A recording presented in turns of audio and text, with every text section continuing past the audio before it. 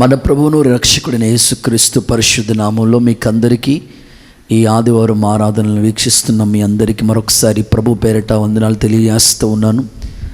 దేవుణ్ణి ఆత్మతో సత్యంతో ఆరాధించే సమయం గనుక దేవుణ్ణి ఆరాధన చేసుకుంటూ ప్రభు నామాన్ని కనపరుచుకుందాం.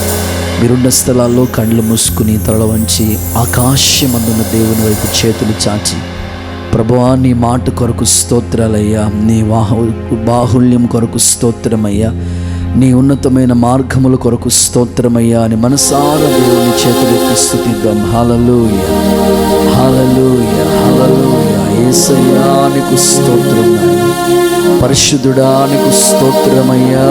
హల్లెలూయా, హల్లెలూయా.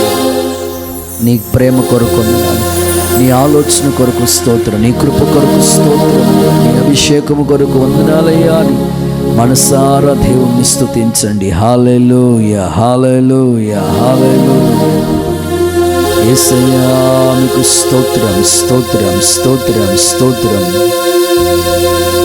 హల్లెలూయా, హల్లెలూయా. నీ ప్రేమ నాలో మధురమైనది, అది నా ఊహ కందని క్షేమ శిఖరము.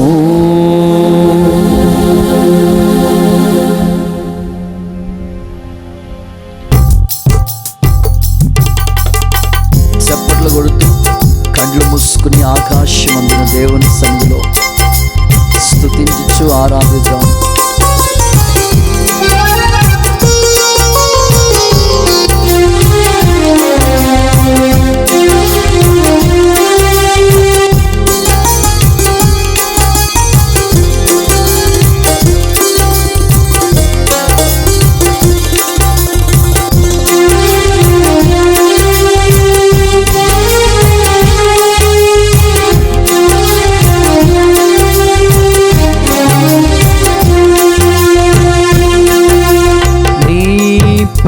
నాలో మధురమైనది, అది నా ఊహ కందని క్షేమ శిఖరము.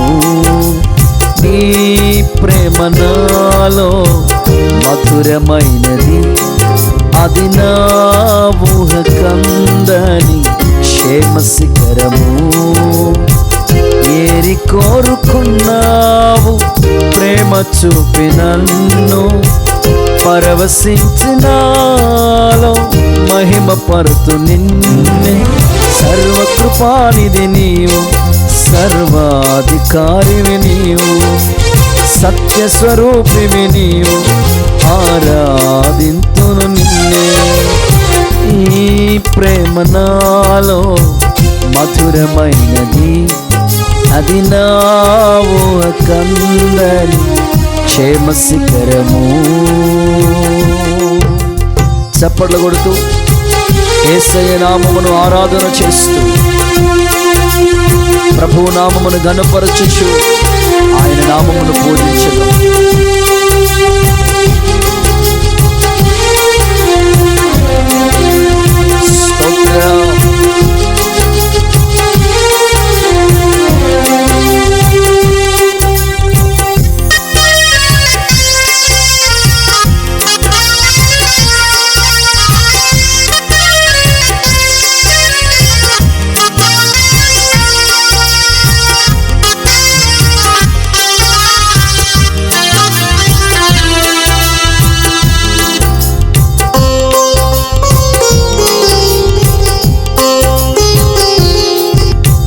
చేరితి నిన్నే విరిగిన మనస్సుతో, కాదనలేదే నా మనవులు నీవు. చేరితి నిన్నే విరిగిన మనస్సుతో, కాదనలేదే నా మనవులు నీవు. హృదయము నిండిన గానం నన్ను నడిపే ప్రేమ కావ్యం, నిరతము నాలో నీవే చెరగని దివ్య రూపం, హృదయము నిండిన గానం, నన్ను నడిపే ప్రేమ కావ్యం, నిరతము నాలో నీవే. చెరగని దివ్య రూపం, ఇది నీ బాహుబంధాల అనుబంధమ. తేజో విరాజా, స్తుతి మహిమలు నీకే నా యేసు రాజా, ఆరాధన నీకే. తేజో విరాజా, స్తుతి మహిమలు నీకే నా యేసు రాజా, ఆరాధన నీకే. నీ ప్రేమ నాలో మధురమైనది, అది నా ఊహ కందని క్షేమ శిఖరము. నీ ప్రేమ నాలో మధురమైనది, అది నా ఊహ కందని క్షేమ శిఖరము. చప్పట్లు కొడుతూ యేసయ్య నామమును ఘనపరచుదాం.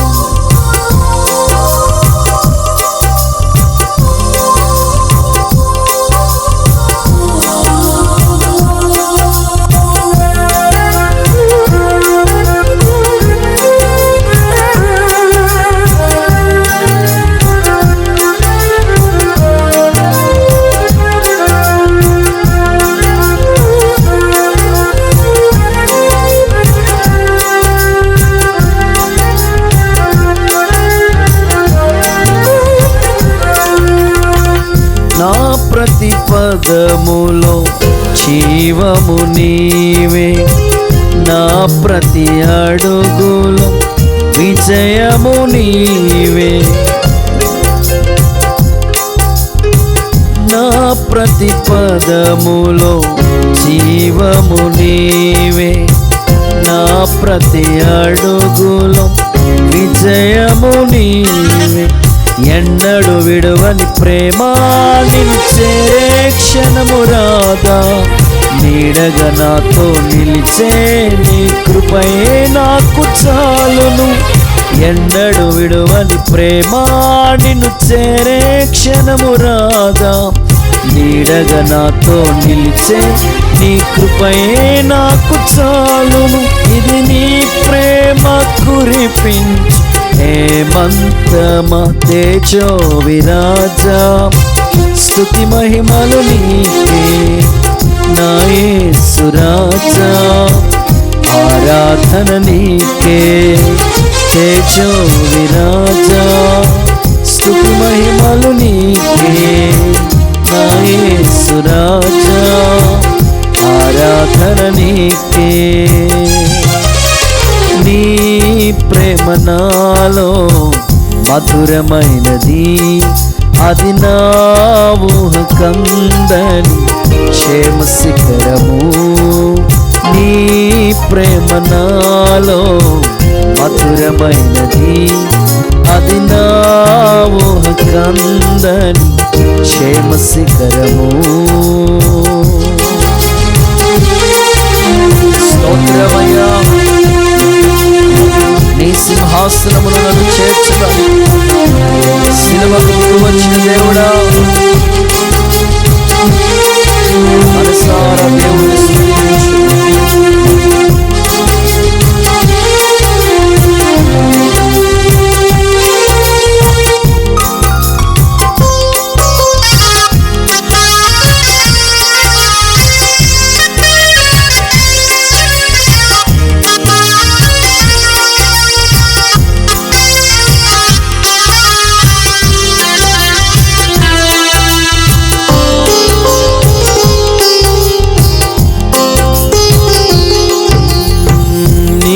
సింహాసనము నన్ను చేర్చుటకు, సిలువను మోయుట నేర్పించితివి.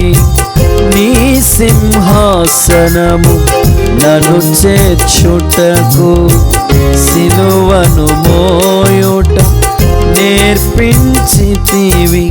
కొండలు లోయలు దాటే మహిమాత్మతో నింపినావు, దయగల ఆత్మతో నింపి సమభూమిపై నడిపినావు. కొండలు లోయలు దాటే మహిమాత్మతో నింపినావు. దయగల ఆత్మతో నింపి సమభూమిపై నిలిపినావు. ఇది నీ ఆత్మ బంధముకై సంకేతమ తేజో విరాజా. స్తుతి మహిమలు నీకే నా యేసు రాజా. ఆరాధన నీకే తేజో విరాజా. స్తుతి మహిమలు నీకే నా యేసు రాజా. ఆరాధన నీకే. నీ ప్రేమ నాలో మధురమైనది, అది నా ఊహకందని క్షేమ శిఖరము. నీ ప్రేమ నాలో మధురమైనది, అది నా ఊహకందని క్షేమ శిఖరము. ఏరి కోరుకున్నావు ప్రేమ చూపి నన్ను, పరవశించినాలో మహిమ పరుతు నిన్నే. సర్వకృపానిధి నీవు, సర్వాధికారివి నీవు, సత్యస్వరూపివి నీవు, ఆరాధింతును నిన్నే. సర్వకృపానిధి నీవు, సర్వాధికారివి నీవు, సత్యస్వరూపివి నీవు, ఆరాధింతును నిన్నే. సర్వకృపానిధి నీవు, సర్వాధికారివి నీవు, సత్యస్వరూపివి నీవు, ఆరాధింతును నిన్నే. ఆరాధనా స్తుతి ఆరాధనా. ఆరాధనా స్తుతి ఆరాధనా. ఆరాధనా స్తుతి ఆరాధనా. ఆరాధనా స్తుతి ఆరాధనా. నీవే కదా నా ఆరాధనా, నీవే కదా నా ఆరాధనా. ఆరాధనా స్తుతి ఆరాధనా. ఆరాధనా స్తుతి ఆరాధనా. ఆరాధనా స్తుతి ఆరాధనా. స్తుతి ఆరాధన నీకే యేసయ్యా. యేసయ్యా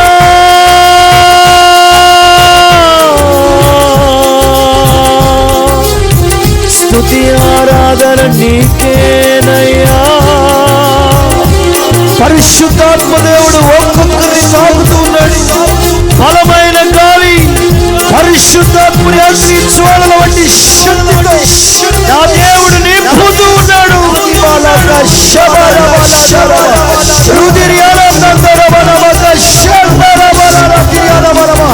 నా తండ్రి ఒక్కొక్కరిని నింపండి నాయన. గిన్నె నిండి పొల్లిపోయి అభిషేకముతో నింపండి. ఆత్మ కలిగించు ఐక్యతను దయచేయండి.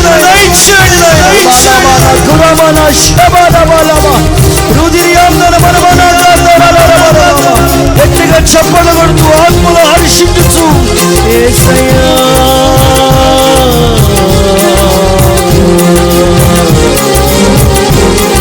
యేసయ్యా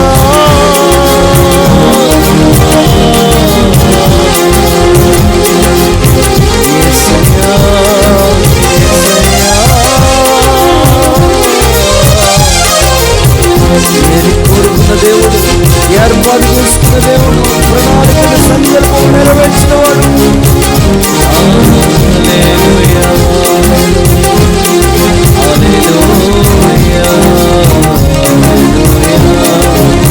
సేవా భారము దయచేయన, కృపను ప్రేమించండి. సర్వకృపానిధి నీ కృప కుమ్మరించు కుమ్మరించు కుమ్మరించు.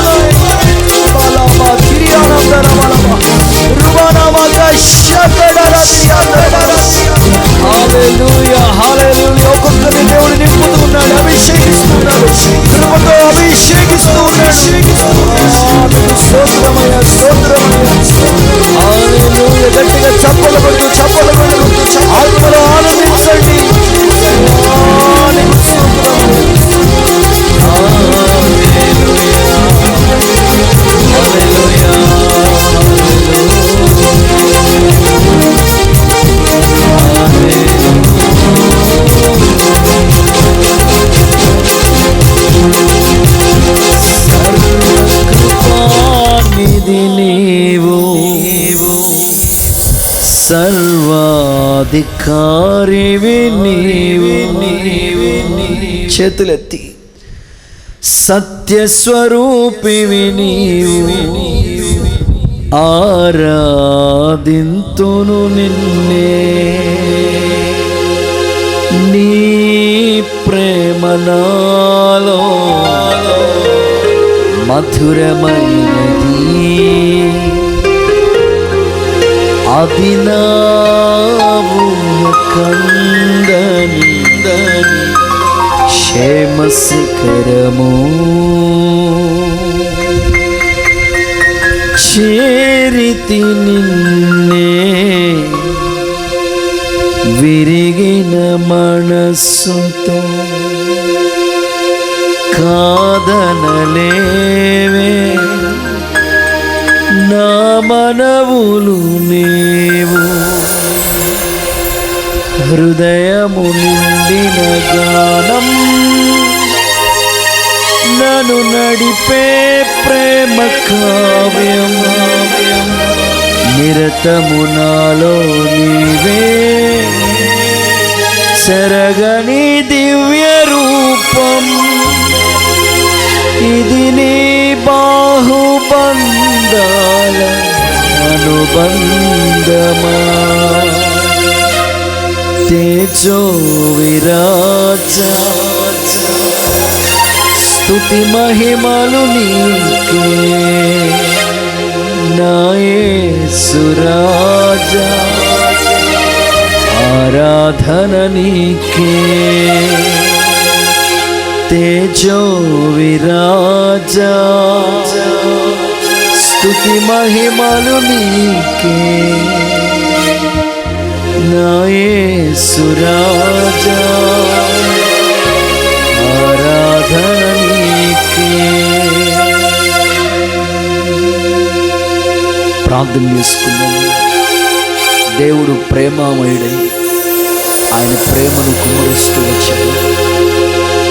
మన వ్యక్తిగత జీవితంలో ఆయన కృపను పొందినవాడు. ప్రభు పాదసన్నిధిలో విరిగి నలిగిన హృదయంతో, పశ్చాత్తాప హృదయంతో ఒక చిన్న ప్రార్థన చేసుకున్నాం. ప్రార్థన. స్తోత్రం స్తోత్రం స్తోత్రం. మహాపరిశుద్ధుడైన మా తండ్రి, మీ పరిశుద్ధుల నామానికి స్తోత్రాలు ప్రభువా. ఆయా గడిచిన దినంలో నీవు నీ కృప క్షేమములే మా వెంట వచ్చి ప్రభువా మమ్మల్ని సజీవంగా కాపాడినందుకే మీకు స్తోత్రాలు చెల్లిస్తున్నాం నాయన. అయా ఈ యొక్క ఆగస్టు నెల ప్రభువా నాయన నీ సన్నిధిలో ఈ ఆదివారం ఆనందించడానికి మాకు ఇచ్చిన భాగ్యం కొరకు స్తోత్రం ప్రభువా. అయా యేసయ్యా ప్రభు, ఈ ప్రతికూల పరిస్థితుల్లో కూడా నిన్ను ఆరాధించుకునే భాగ్యం ఇచ్చున్నారు.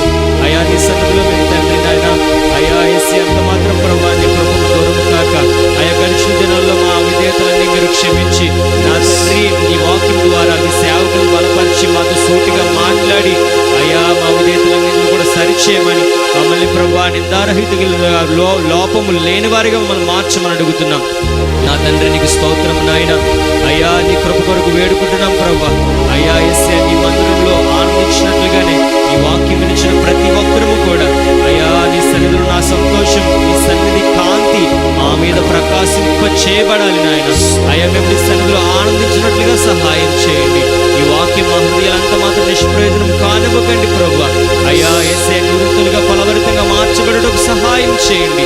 అయ్యా నీ సన్నిధిలో మేము వినిపించుకుంటున్నాం ప్రభా. నీ సేవకులు బలపరిచి అయ్యా శ్రేష్టమైన కృపనిచ్చి అయ్యా బలముగా వాడుకోమని ఆత్మీయ జీవితాలను ప్రభా ఇంకా నూతనమైన లోతైన అనుభవాల్లోకి నడిపించమని అడుగుతున్నాం.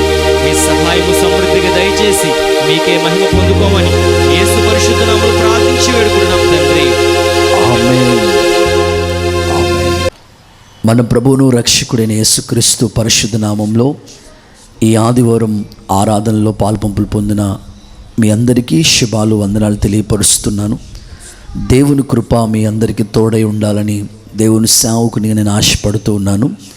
ప్రస్తుతం దేశమంతా, రాష్ట్రమంతా, జిల్లా, మన ప్రాంతాలన్నీ కూడా విస్తృతంగా ఈ కరోనా వైరస్ ప్రభావం ఎక్కువగా ఉంటుంది.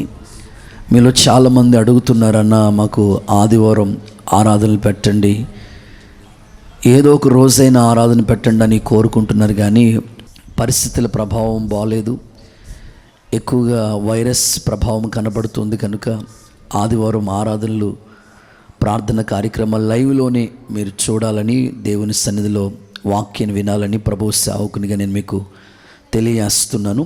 మరొక ముఖ్యమైన విషయాన్ని మీకు తెలియచెప్పాలని ఇష్టపడుతున్నాను.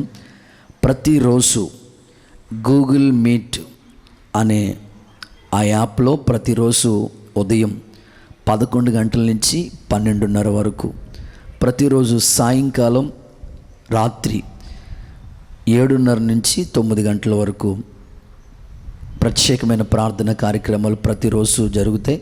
మీరు పాలుపంపులు పొందండి. దేవుని రాకడ కొరకు తప్పనిసరిగా మీరు సిద్ధపడాలి. కారణాలు ఏంటంటే, ప్రభు రాకడ దినముల్లో మనం ఉన్నాం. ప్రభు రాజ్యవ్యాప్తి కొరకు సిద్ధపడాలి. ఉదయకాలం పార్టిసిపేట్ చేశాం కదండి, సాయంకాలం అక్కర్లేదులా అనుకోకండి. ఎందుకంటే ఇశ్రాయేలీలు వారు ప్రతిరోజు ఏ రోజు మన్నా ఆ రోజే సమకూర్చుకుంటూ ఉండేవారు. అయితే విశ్రాంతి దినానికి ముందు రోజు ఎక్కువ మన్నా సమకూర్చుకునేవారు. ఇప్పుడు మనం విశ్రాంతిలోనికి ప్రవేశించటానికి సిద్ధంగా ఉన్నాం. ప్రభు రాజ్యంలో ప్రవేశించటానికి, ఆ విశ్రాంతిలో ప్రవేశించడానికి మనం ఎక్కువగా దేవుని వాక్యాన్ని సమృద్ధిగా సంపాదించుకోవాలి. ప్రార్థన యందు మనం మరింతగా బలపడాలి. ప్రార్థన, వాక్యం ఈ రెండు మనల్ని ప్రభు రాజ్యం కొరకు సిద్ధపరుస్తాయి. కనుక ఏ ఒక్కరూ మిస్ అవ్వకుండా ప్రతిరోజు గూగుల్ మీట్లో జరుగు ప్రత్యేకమైన మన షమ్మా కార్యక్రమాల్లో పాలుపంపులు పొందటానికి సిద్ధపడాలని ప్రభు సేవకునిగా నేను మీకు తెలియజేస్తూ ఉన్నాను. దేవుడి ప్రారంభించుచున్న ఈ కార్యక్రమాలన్నింటిలో తన కృప తోడై ఉంచినట్లు చేతులెత్తి మనసారా స్తోత్రాలు చెల్లిద్దాం. స్తోత్రం, స్తోత్రం, స్తోత్రం. దేవుని వాక్యం చదువుకుందాం. పరిశుద్ధ గ్రంథమైన బైబిల్లో నుండి ఈరోజు మన వాక్య ధ్యానాంశం కొరకు యోబు గ్రంథం 23వ అధ్యాయం 13వ వచన భాగాన్ని చదువుకుందాం. అయితే ఆయన ఏక మనస్సు గలవాడు, ఆయనను మార్చగలవాడెవడు? ఆయన తనకిష్టమైనది ఏదో అదే చేయును. ఆయన తనకిష్టమైనది ఏదో అదే చేయును అనే మాటను, దైవవాక్యాన్ని మనం ఇక్కడ గమనిస్తూ ఉన్నాం. ఈరోజు నేను మీకు దేవునికి ఇష్టమైనది ఏది అనే సందేశాన్ని అందించాలని కోరుకుంటున్నాను. యోబు భక్తుడు ఈ స్థలంలో ఇలా చెప్తున్నాడు, ఆయన ఏక మనస్సు గలవాడు, ఆయన నాకు విధించిన దాన్ని ఖచ్చితంగా నెరవేరుస్తాడు, నిర్ణయిస్తున్న దాన్ని నా జీవితంలో జరిగిస్తాడు. ఆయనకి ఇష్టమైనది ఏదో అదే నా జీవితంలో నెరవేరుస్తాడు, జరిగిస్తాడని ఒక అద్భుతమైన మాట ఈ స్థలంలో మనం చదువుకున్నాం, ధ్యానిస్తూ ఉన్నాం. మీ వ్యక్తిగత జీవితంలో కూడా ఆత్మీయంగా ఆలోచిస్తూ ఉన్నప్పుడు, మీ ఆధ్యాత్మికమైన జీవితంలో ఎన్నోసార్లు ఎందుకు ఇలా జరుగుతుంది, ఏంటి నా కుటుంబ పరిస్థితులు ఇలా ఉన్నాయి అని చాలాసార్లు మనం కృంగిన పరిస్థితులు, విసికి వేసారిన పరిస్థితులు మన జీవితంలో చోటు చేసుకుంటూ వచ్చాయి. అయితే మీ వ్యక్తిగత ఆత్మీయ జీవితాన్ని అన్వేషించి చెప్పాల్సిన మాట ఏమిటంటే, దేవుని వాక్యం అంటుంది ఆయనకి ఇష్టమైనది ఏదో అదే మీ జీవితంలోనూ మా వ్యక్తిగత జీవితంలో కూడా ప్రభువు చేయాలని, నెరవేర్చాలని ఆయన కోరుకుంటున్నాడు. చాలాసార్లు మనం కృంగి, చాలాసార్లు నలిగిపోయిన పరిస్థితులను బట్టి, చాలాసార్లు విసుగు చెందిన పరిస్థితుల ప్రభావం మనకు ఎదురవుతుంది. అయితే దైవ వాక్యం చెప్తుంది, దేవునికి ఇష్టమైనది ఏదో అదే మన జీవితంలో దేవుడు జరిగిస్తాడు, అదే దేవుడు మన జీవితంలో నెరవేరుస్తాడు అని దేవుని వాక్యపు వెలుగులో ఈరోజు దేవుడు ఈ మాటల ద్వారా దేవుడు మీకు తెలియజేస్తూ ఉన్నాడు. ఆలోచించండి, దేవునికి ఇష్టమైన జీవితాన్ని మనం జీవించాలి. ఆయన మన జీవితంలో ఆయనకి ఇష్టమైన దాన్ని నెరవేర్చడానికి ప్రభు కోరుకుంటూ ఉన్నాడు, తండ్రి ఇష్టపడుతూ ఉన్నాడు. యేసుక్రీస్తు ప్రభు జీవితాన్ని మనం చూస్తే, తండ్రికి ఇష్టానుసారంగా యేసు ప్రభు ఈ భూమి మీద ఉన్నంత కాలం తండ్రి చిత్తాన్ని నెరవేరుస్తూ, తండ్రి ఇష్టాన్ని నెరవేరుస్తూ ఎల్లప్పుడూ కూడా ఆయనకి ఇష్టమైన దాన్ని చేస్తూ వచ్చారు. మీ వ్యక్తిగత జీవితంలో కూడా, దేవా నా పట్ల నీ చిత్తం ఏంటి, నీ ఉద్దేశం ఏంటి, నువ్వేం చేయాలనుకుంటున్నావు అనే ఆలోచన కలిగి అద్భుత రీతిగా దేవుని చిత్తాన్ని తెలుసుకుని ఆ ప్రకారంగా జీవించడానికి మీరు ఇష్టపడాలి. ఆయనకి ఇష్టమైనది ఏదో మీ వ్యక్తిగత జీవితంలో ప్రభు నెరవేర్చడానికి ఇష్టపడుతున్నాడు. చాలామందికి అనేకమైన ఇష్టాలు ఉంటూ ఉంటాయి. కొంతమందికి అదేంటో కానీ అంత పద్దాక నిద్రపోవటమే వాళ్ళకి ఇష్టంగా ఫీల్ అవుతుంటారు, నిద్రపోతూనే ఉంటారు. కొంతమందికి ఇంకా 24 గంటలు ఫుడ్ తినటమే ఇదే వాళ్ళకి ఇష్టం. కొంతమందికి ప్రయాణాలు చేయడం అంటే ఇష్టం. ఈ కరోనాలో కూడా పెళ్ళిళ్ళు చేసుకునే వాళ్ళు లేకపోలేదండోయ్. వద్దురా బాబు, ఈ టైంలో ఇప్పుడు పెళ్ళిళ్ళు ఎందుకన్నా సరే చాలామంది ఇంకా వాళ్ళ ఇష్టం, ఇలాగా ఎవరిష్టం వాళ్ళు కొనసాగించుచున్నారు. కానీ అసలు దేవుని ఇష్టం ఏంటి, దేవునికి ఇష్టమైంది ఏంటి, దేవునికి ఇష్టమైంది నా జీవితంలో దేవుడు నెరవేర్చేంత వరకు నేను ఎదురు చూడాలి కదా అనేవాళ్ళు సంఖ్య చాలా బహు తక్కువగా కనబడుతుంది. ఆత్మీయంగా మీరు ఆలోచించండి. కొంతమందికి ఎగురంటే ఇష్టం, కొంతమందికి పులుసు అంటే ఇష్టం. ఇలాగా లోకంలో ఎన్నో ఇష్టాలు ఉంటాయి. కానీ భక్తి విషయంలోకి వచ్చినప్పటికీ దేవుడు తనకిష్టమైనది నా జీవితంలో నెరవేరుస్తున్నాడు, జరిగిస్తున్నాడు. యోబు జీవితంలో అనేకమైన పరిస్థితులు తన జీవితంలో చోటు చేసుకున్నప్పుడు ఆయన చెప్తున్న మాట ఏమిటంటే, నా దేవా నీకు ఇష్టమైనది ఏదో అదే నా జీవితంలో నెరవేర్చయ్యా. ఈరోజు నీ వ్యక్తిగత జీవితంలో ఆత్మీయంగా దేవునికి ఇష్టమైన దానిని దేవుడు నీ జీవితంలో చేయాలని కోరుకుంటున్నాడు. అలాగా ఆయన చిత్తానికి నువ్వు అప్పగించుకోవటానికి సిద్ధపడాలని ప్రభు కోరుకుంటున్నాడు. పరిశుద్ధ గ్రంథమైన బైబిల్లో మీరు చదువుతున్న విషయాల్ని ధ్యానిస్తూ ఉంటే అనేకమైన భక్తుల జీవిత చరిత్ర మనకి కనబడుతూ ఉంటుంది. వారి జీవితంలో ఎన్నోసార్లు దేవుని ఇష్టాన్ని ప్రక్కన పెట్టి వాళ్ళ ఇష్టం నెరవేర్చినప్పుడు ఎంతో నష్టాన్ని, ఎంతో బాధను వారి జీవితంలో అనుభవించారు. బైబిల్ గ్రంథంలో మీరు చూడండి, చాలామంది, ఒక ధనవంతుడు ఉన్నాడు కదా, ఈ భూమి మీద వాడు అనుకున్నాడు ఇదే సర్వస్వము, సకల సౌకర్యాలన్నీ ఉన్నాయి. హోదా రంగు వస్త్రాలు ధరించుకున్నాడు, చాలా కాస్ట్లీ వస్త్రాలు ధరించుకుని చాలా హంగామా చేస్తూ అబ్బో చాలా ఇదే వైభవం అనుకున్నాడు. నా ఇష్టం అన్నట్లుగా జీవించాడు. చివరికి ఆ ధనవంతుడు స్థితి ఏమైపోయిందంటే నరకంలో, పాతాళంలో యాతన పడే పరిస్థితి తన జీవితంలో చోటు చేసుకుంది. ధనవంతుడా, ఎందుకయ్యా నీ జీవితం ఇలాగ అయిపోయిందనంటే వాక్యంలో చెప్పబడిన మాట, ఆయన తన ఇష్టాన్ని నెరవేర్చుకుంటూ వచ్చాడు, వేదన చెందుతున్నాడు. ఈరోజు కూడా ఎంతోమంది వాళ్ళ ఇష్టం, దేవుని దగ్గరికి వచ్చే అవకాశాలున్నా రాలేని పరిస్థితులు, దేవుని నమ్ముకునే అవకాశం ఉన్న ప్రభువుని హృదయంలో చేర్చుకోలేని స్థితి. నా ఇష్టం, ఈ లోకమే శాశ్వతం అనుకుంటూ, ఈ డబ్బే శాశ్వతం అనుకుంటూ ఈ లోక సంబంధమైన వాటి కొరకే ప్రాకులాడుతూ ఉన్నారు. దేవుని వాక్యం చెప్తుంది, ధనవంతుడు తన ఇష్టాన్ని నెరవేర్చుకున్నప్పుడు యాతనకరమైన స్థలంలోకి ఉన్నాడు. ఆ స్థితి, ఆ పరిస్థితి ఏ ఒక్కరికి రాకుండా దేవునికి ఇష్టమైన దాన్ని మనం చేయటానికి, ఆయన ఇష్టమైన దాన్ని మన జీవితంలో ఆయన నెరవేర్చడానికి ఇష్టపడుతుండగా ఈ మాటల పట్ల మీరు మరింతగా శ్రద్ధ కలిగి ఆలకించాలని కోరుకుంటున్నాను. హేరోదు అనే రాజున్నాడు. తన బర్త్డే జన్మదిన కార్యక్రమం వచ్చినప్పుడు ఒక అమ్మాయిని బేబీ డ్యాన్స్ కార్యక్రమం చేసింది. వెంటనే ఆ రాజు అంటాడు, అమ్మాయి నీకేమి ఇష్టం, నీకు ఏది ఇష్టం అది అడుగు, నేను నీకు ఇస్తాను. ఆ అమ్మాయి నాకేది ఇష్టమని అడిగిన వెంటనే వాళ్ళ అమ్మ దగ్గరికి వెళ్ళి, అమ్మ రాజుగారు నాకు ఏది ఇష్టమని అడిగాడు, ఇప్పుడు ఏం చెప్తావు అంటే, నేను అనుకుంటున్న అమ్మాయి ఏ రాజ్యంలో సగ భాగాన్ని కోరుకున్నా, వెండో బంగారమో ఆస్తో ఐశ్వర్యం ఏదో కోరుకున్నా బాగుండేది. ఆమె ఏం కోరుకున్నా తెలుసా, యోహాన్ అనే ఒక దైవజనుడి యొక్క తలకాయ కోరుకుంది. అనవసరంగా వ్యర్థమైన వాటికి, ఎందుకండి ఆ తలకాయ ఏమో పులుసెట్టుకుంటుంది, ఏమో అర్థం కాదు, వ్యర్థమైన వాటిని కోరుకుంది. వ్యక్తిగత జీవితంలో ఇలాగ చాలామంది మీరు చూడండి, ఎంతో ప్రతిష్ఠించబడిన వాడు, నాచీరు చేయబడిన వాడు, దేవుని కొరకు తల్లి గర్భంలో ఉండగానే దేవుని దూత వచ్చి చెప్పింది, ఈ కుమారుని నాచీరు చేయండి, నా కోసం ప్రతిష్ఠించండి.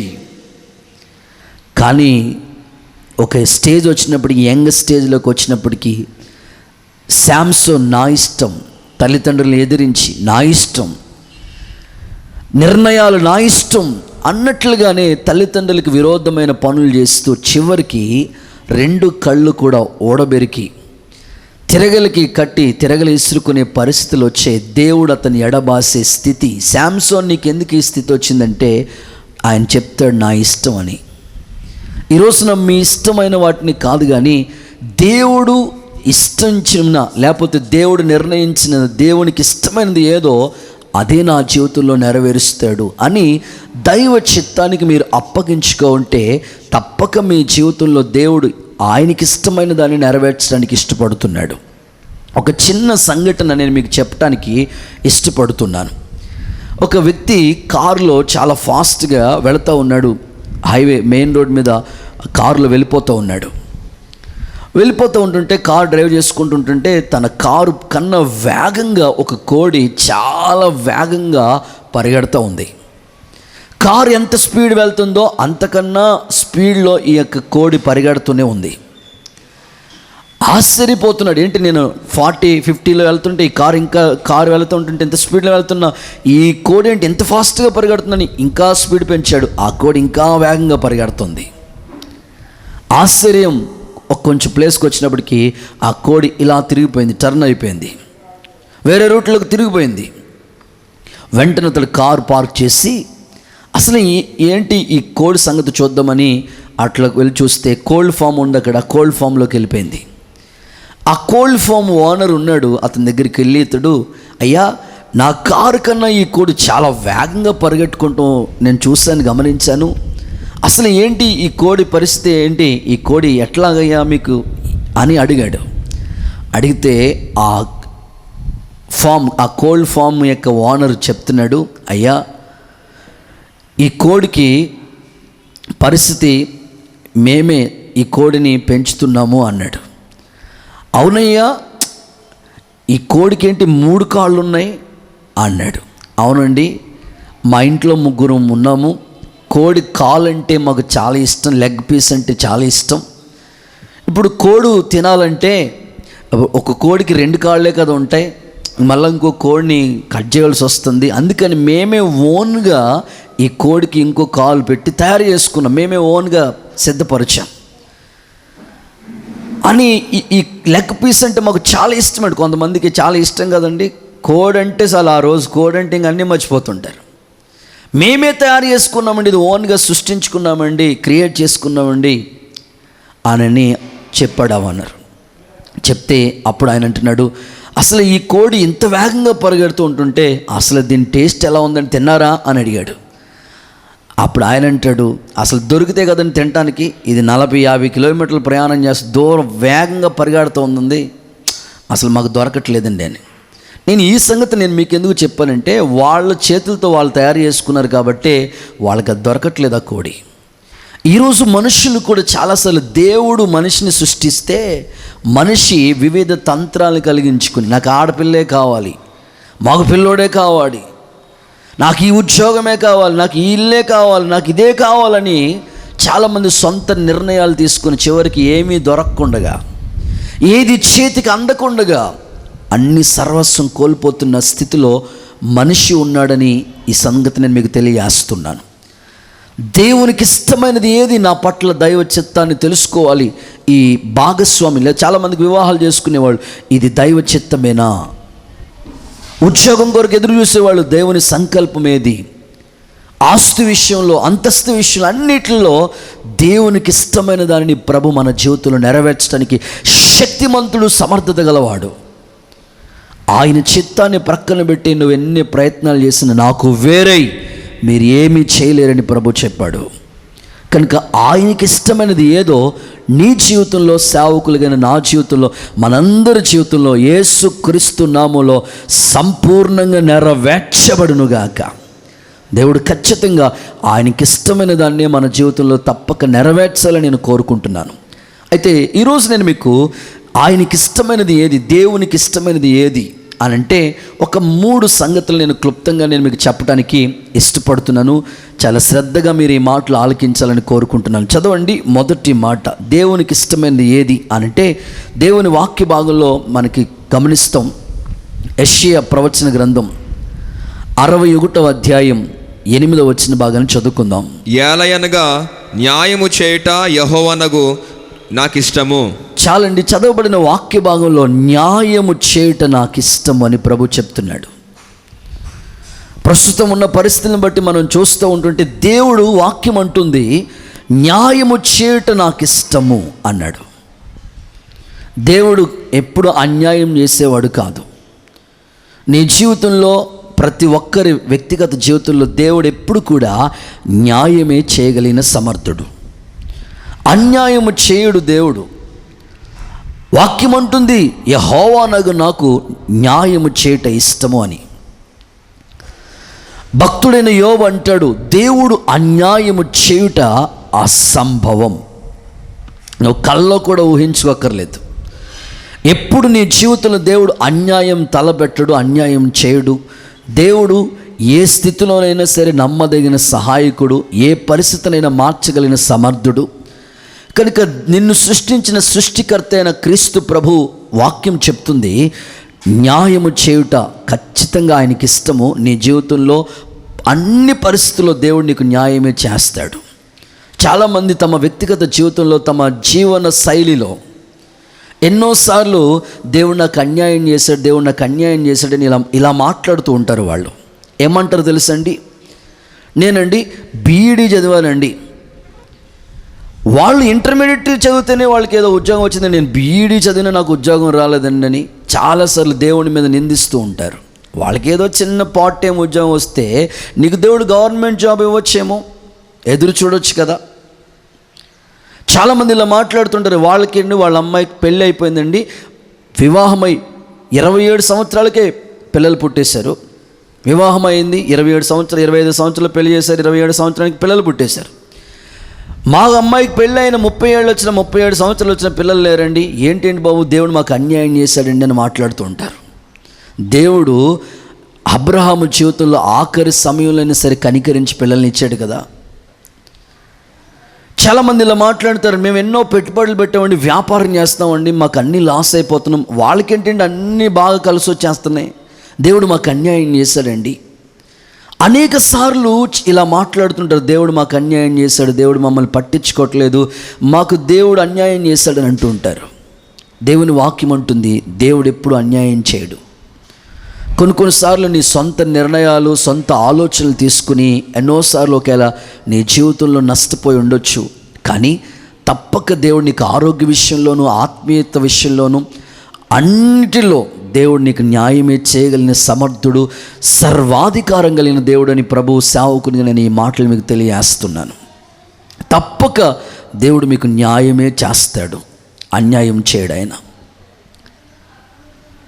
ఒక పిల్లోడు ఇలా అంటున్నాడు, ఆ పిల్లోడికి ఎగ్జామ్ రాశాడు. ఎగ్జామ్ రాసిన వెంటనే మార్కులు వచ్చినాయి.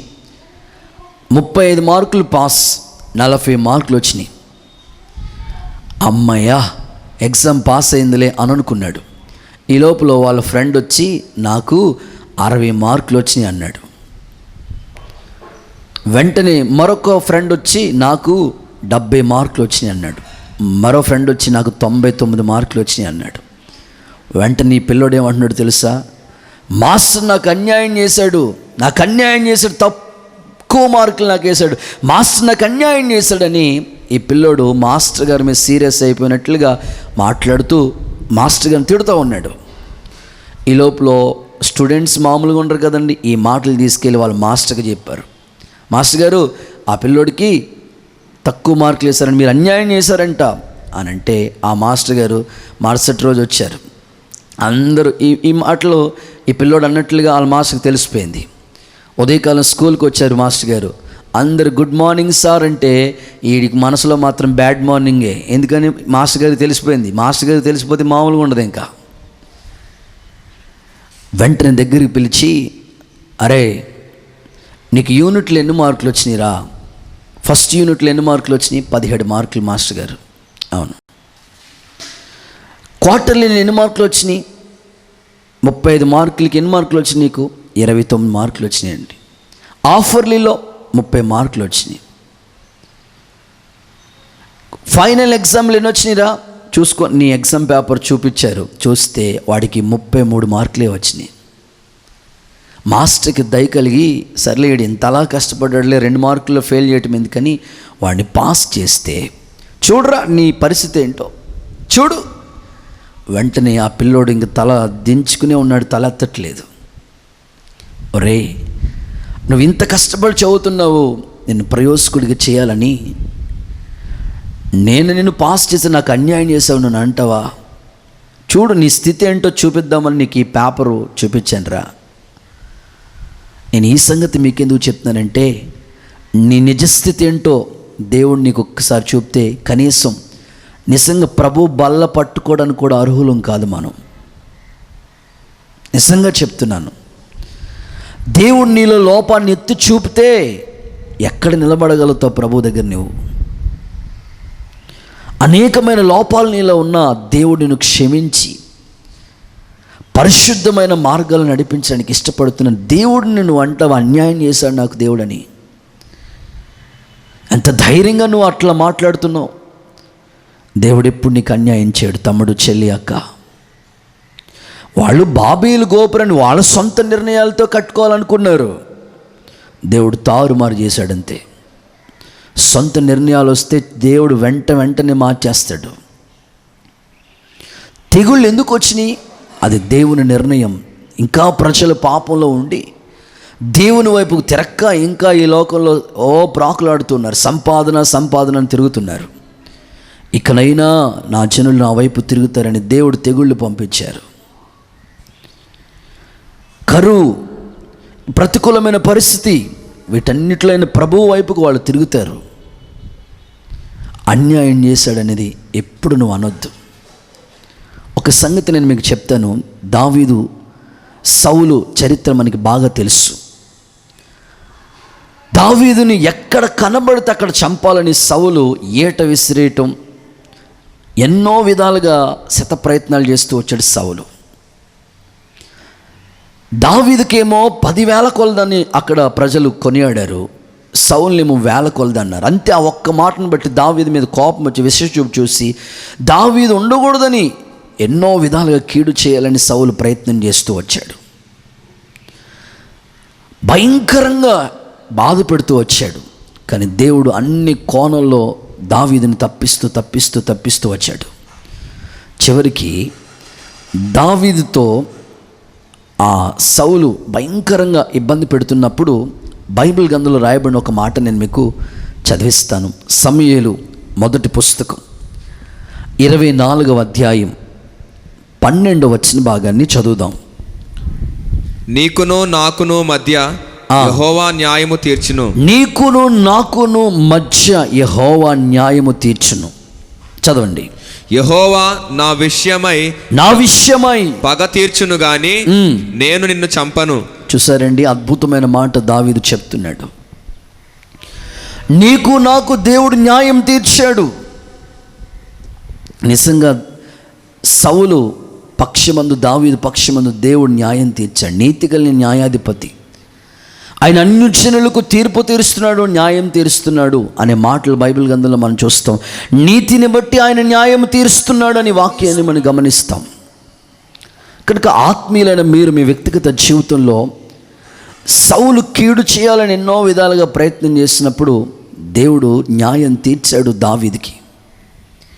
ఏ ఈటైతే పట్టుకున్నాడో సౌలు ఆ ఈట చేత చనిపోవటం, ఈ పరిస్థితులన్నీ మన బైబిల్ గ్రంథంలో సౌలు దావీదు చరిత్ర చాలాసార్లు మీరు చదివి ఉన్నారు.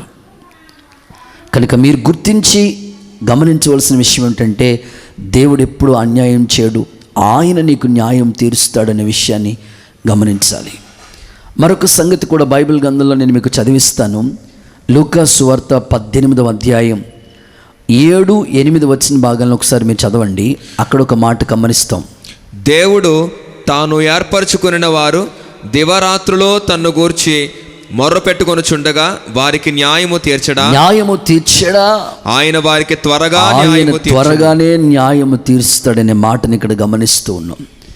దివారాత్రులు మొర్ర పెట్టుకున్న వాళ్ళకి న్యాయం తీర్చడా? తప్పక న్యాయం తీరుస్తాడు. ఇప్పుడు దావీదును సౌలును దావీదును ఇద్దరిలో ఎవరిని రాజుగా ఉంచాలో దేవుడికి తెలుసు. అందుకే దావీదు సింహాసనం స్థిరపరిచి సౌల్ని కింద దించాడు దేవుడు. దేవుణ్ణి ఎవరిని సింహాసనం మీద కూర్చోబెట్టాలో, ఎవరికి ఉద్యోగం ఇవ్వాలో, ఎవరికి ప్రమోషన్ ఇవ్వాలో, ఎవరిని హెచ్చించాలో, ఎవరిని ఏ స్థాయిలో ఉంచాలో దేవుడికి బాగా తెలుసు. ఎవరిని ప్రక్కన పెట్టాలో కూడా దేవుడికి తెలుసు. అన్యాయం అయితే ఆయన ఎప్పుడు చేయడు. వస్తీవో విర్రవీగింది, నువ్వు పక్కనుండమ్మా అని దేవుడు దించి ఆ స్థానంలో ఎస్తేరు అమ్మను కూర్చోబెట్టాడు. ఒక అనాథ ఎస్తేరు రాణి అయిపోవటం ఇది దైవ చిత్తంలో దేవుడి నిర్ణయం. అది నీ జీవితంలో కూడా నాకెందుకు రాలేదు, వాళ్ళకి ఎందుకు వచ్చిందని అనుకోవద్దు. దేవుడు చిత్తం అది, దేవుడు తీర్పు అది, దేవుడి న్యాయం అది. దేవుని జడ్జిమెంటు, దేవుని యొక్క న్యాయం చాలా మంచిగా ఉంటుంది. నాకేంటి ఇలాంటి భర్త వచ్చాడు, నాకేంటి ఇలాంటి పిల్లలు పుట్టారు నువ్వు అనుకోవద్దు. దేవుడు ఎవరిని ఏ స్థితిలో ఉంచాలో, ఎవరిని ఏ స్థాయిలోకి తీసుకురావాలో ఆయనకి బాగా తెలుసు. కనుక ప్రభువును బట్టి నువ్వు సంతోషిస్తే నీ హృదయ వాంఛలు కూడా ఆయన తీరుస్తాడు. దీవారాత్రులు మొర్రపెట్టే వాళ్ళకి ఆయన న్యాయము తీరుస్తాడని వాక్యం అంటుంది. ఒక అన్యాయస్తుడైన న్యాయాధిపతి దగ్గరికి ఒక విధవరాలు వెళ్తే పదే పదే అడుగుతూ ఉంటేనే, మనుషులకి భయపడి, దేవునికి భయపడి, మనుషుల్ని లెక్క చేయని ఆ అన్యాయస్తుడైన వాడే న్యాయం తీర్చాడే. అలాంటిది దేవుడు దీవారాత్రులు మొరపెట్టుకునే వాళ్ళకి న్యాయం తీర్చడా? ఖచ్చితంగా తీరుస్తాడు. మన ప్రార్థనకి సమాధానం దొరుకుతుంది.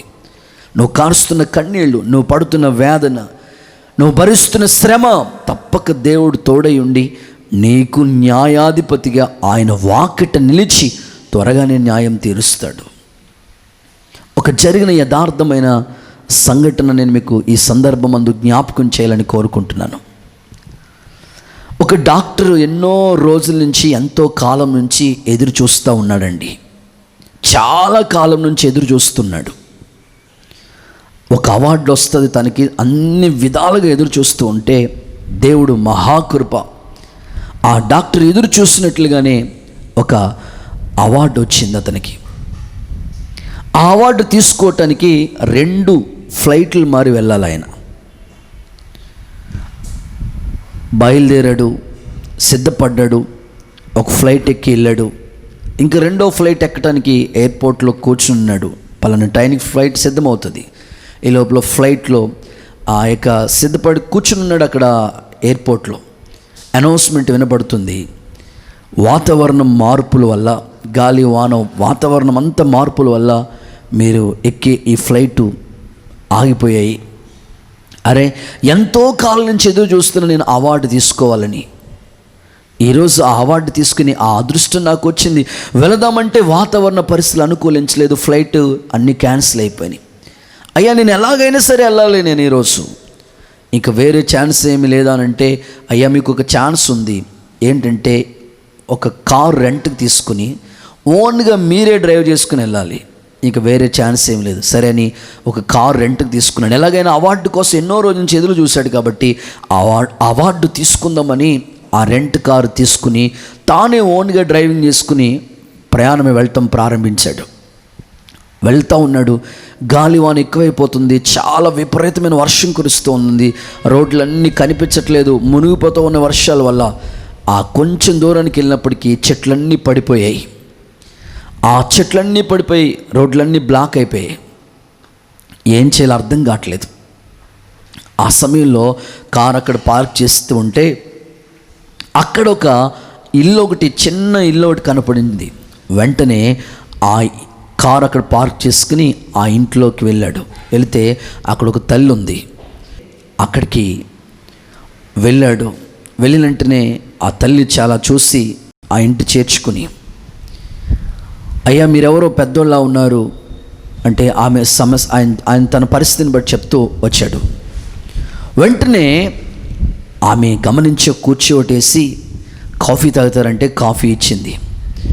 కాఫీ ఇచ్చిన తర్వాత కాఫీ తాగాడు, కూర్చుని ఉన్నాడు. వర్షం విపరీతంగా వస్తుంది, గాలివాన, చెట్లన్నీ పడిపోయాయి, రోడ్లన్నీ బ్లాక్ అయిపోయాయి.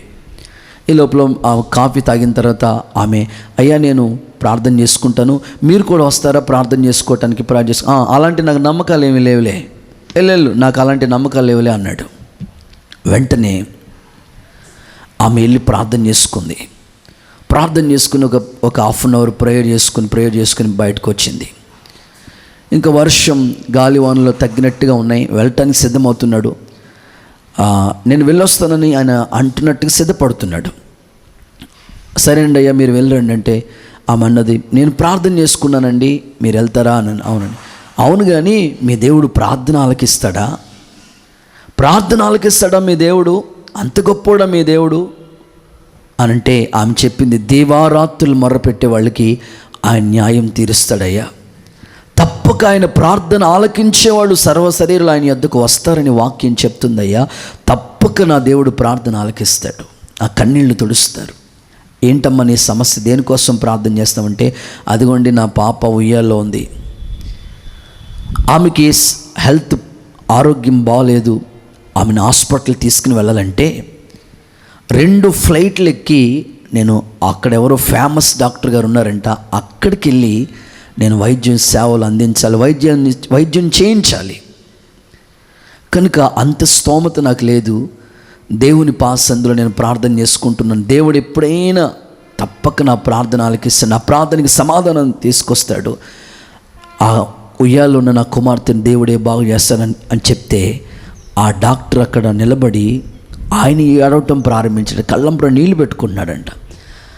అప్పుడు ఆమన్నదంట, అయ్యా మీరెందుకు ఏడుస్తున్నారయ్యా, నాది కదా సమస్య అంటే మీరు ఎందుకు ఏడుస్తున్నారంటే ఆ డాక్టర్ చెప్తున్నాడంట, నిజంగా మీ దేవుడు ప్రార్థన ఆలకిస్తాడమ్మా. ఆ డాక్టర్ ఎవరో కాదు,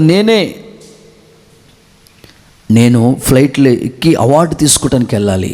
మీ దేవుడు నీ సమస్య కోసం నన్నే మీ దగ్గర తీసుకొచ్చాడని చెప్పిందంట. గట్టిగా చప్పట్లు కొడుతూ యేసయ్యకి మహిమ చెల్లిద్దాం. చూడండి, ఆమె సమస్య కొరకు, ఆమె ప్రార్థన అక్కరకి ఆ డాక్టర్నే ఆమె దగ్గర తీసుకొచ్చాడు. నేను ఒకే ఒక మాట చెప్తున్నాను, నువ్వు ఏ పరిస్థితిలో ఉన్నా నీ దగ్గరికి దేవుడు తీసుకొస్తాడు, ఏదైనా నీ దేవుడిని తీసుకొస్తాడు.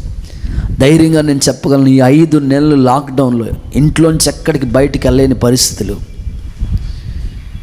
ఈ 5 నెలలు దేవుడు నన్ను పోషించిన విధానం, సేవను కొనసాగించిన విధానం, ఇలా లైవ్లో వాక్యం అందించడానికి కావలసిన ఎక్విప్మెంట్స్ అన్నిటిని ప్రభు సిద్ధపరిచిన విధానాన్ని చూస్తే నాకు ఆశ్చర్యం, ఆనందం కలుగుతుంది. దేవుడు న్యాయమే చేసేవాడు. నువ్వు దేవారాత్రులు మొర్ర పెడితే నీకు ఖచ్చితంగా ఏది అవసరమో అది నీ కాళ్ళ దగ్గరికి ప్రభు తీసుకొస్తాడు. ఈ వాక్యం వింటున్న ఈ కెమెరా కానివ్వండి, సిస్టమ్ కానివ్వండి, ప్యాడ్స్ కానివ్వండి, ఇవన్నీ లాక్డౌన్లోనే ప్రభు ఇచ్చాడు. నువ్వు దేవుని పాదాల దగ్గర మొరపెడితే నీకు ఖచ్చితంగా ఆయన న్యాయం చేసి నీకు ఏది కావాలో ఆ సమయానికి దేవుడు నీకు అందిస్తాడు. ఆకాశ పక్షులను చూడండి, ఆ విత్తవు కోయవు కోట్లలో కూర్చుకోవు, ఆ రాజ్యాన్ని మొదట మీరు వెతికితే అన్నీ మీకు ఇస్తానని ప్రభు చెప్పాడు. దేవునికి ఇష్టమైనది ఆయన న్యాయం చేయడం, అన్యాయం చేయడైనా. నువ్వు దేవునికి దూరం అయిపోయి దేవుణ్ణి కాదనుకుంటే ఏమీ నువ్వు చేయలేవు.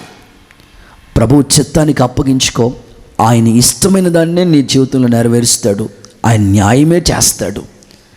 నువ్వు దేని కొరకైతే ఎదురు చూస్తున్నావో, దేని కొరకైతే ప్రార్థిస్తున్నావో, అది గృహమైనా, ఉద్యోగమైనా, పొలమైనా, స్థలమైనా, ఏదైనా తప్పక నీ జీవితంలో అనుగ్రహిస్తాడు. ఆయన నీ జీవితంలో న్యాయం తీరుస్తాడని దేవుని సేవకుడిగా నేను మీకు తెలియజేస్తూ ఉన్నాను. ఈ ఉన్నతమైన కార్యాన్ని ప్రభు నీ జీవితంలో ప్రారంభించునుగాక. ఆమేన్. ఇక రెండో విషయాన్ని మీకు తెలియచెప్పడానికి నేను ఇష్టపడుతున్నాను. దేవునికి ఇష్టమైనది ఏదో అదే చేస్తాడు నీ జీవితంలో. ఆయనకి ఇష్టమైనది ఏదయ్యా అనంటే, చదువుకున్న బైబిల్ గ్రంథంలోంచి హెబ్రీయులకు రాసిన పత్రిక 13వ అధ్యాయం 16వ వాక్య భాగాన్ని చదువుకుందాం. ఉపకారమును ధర్మమును చేయ మరిచిపోకుడి, అట్టి యాగములు దేవునికి ఇష్టమైనవి.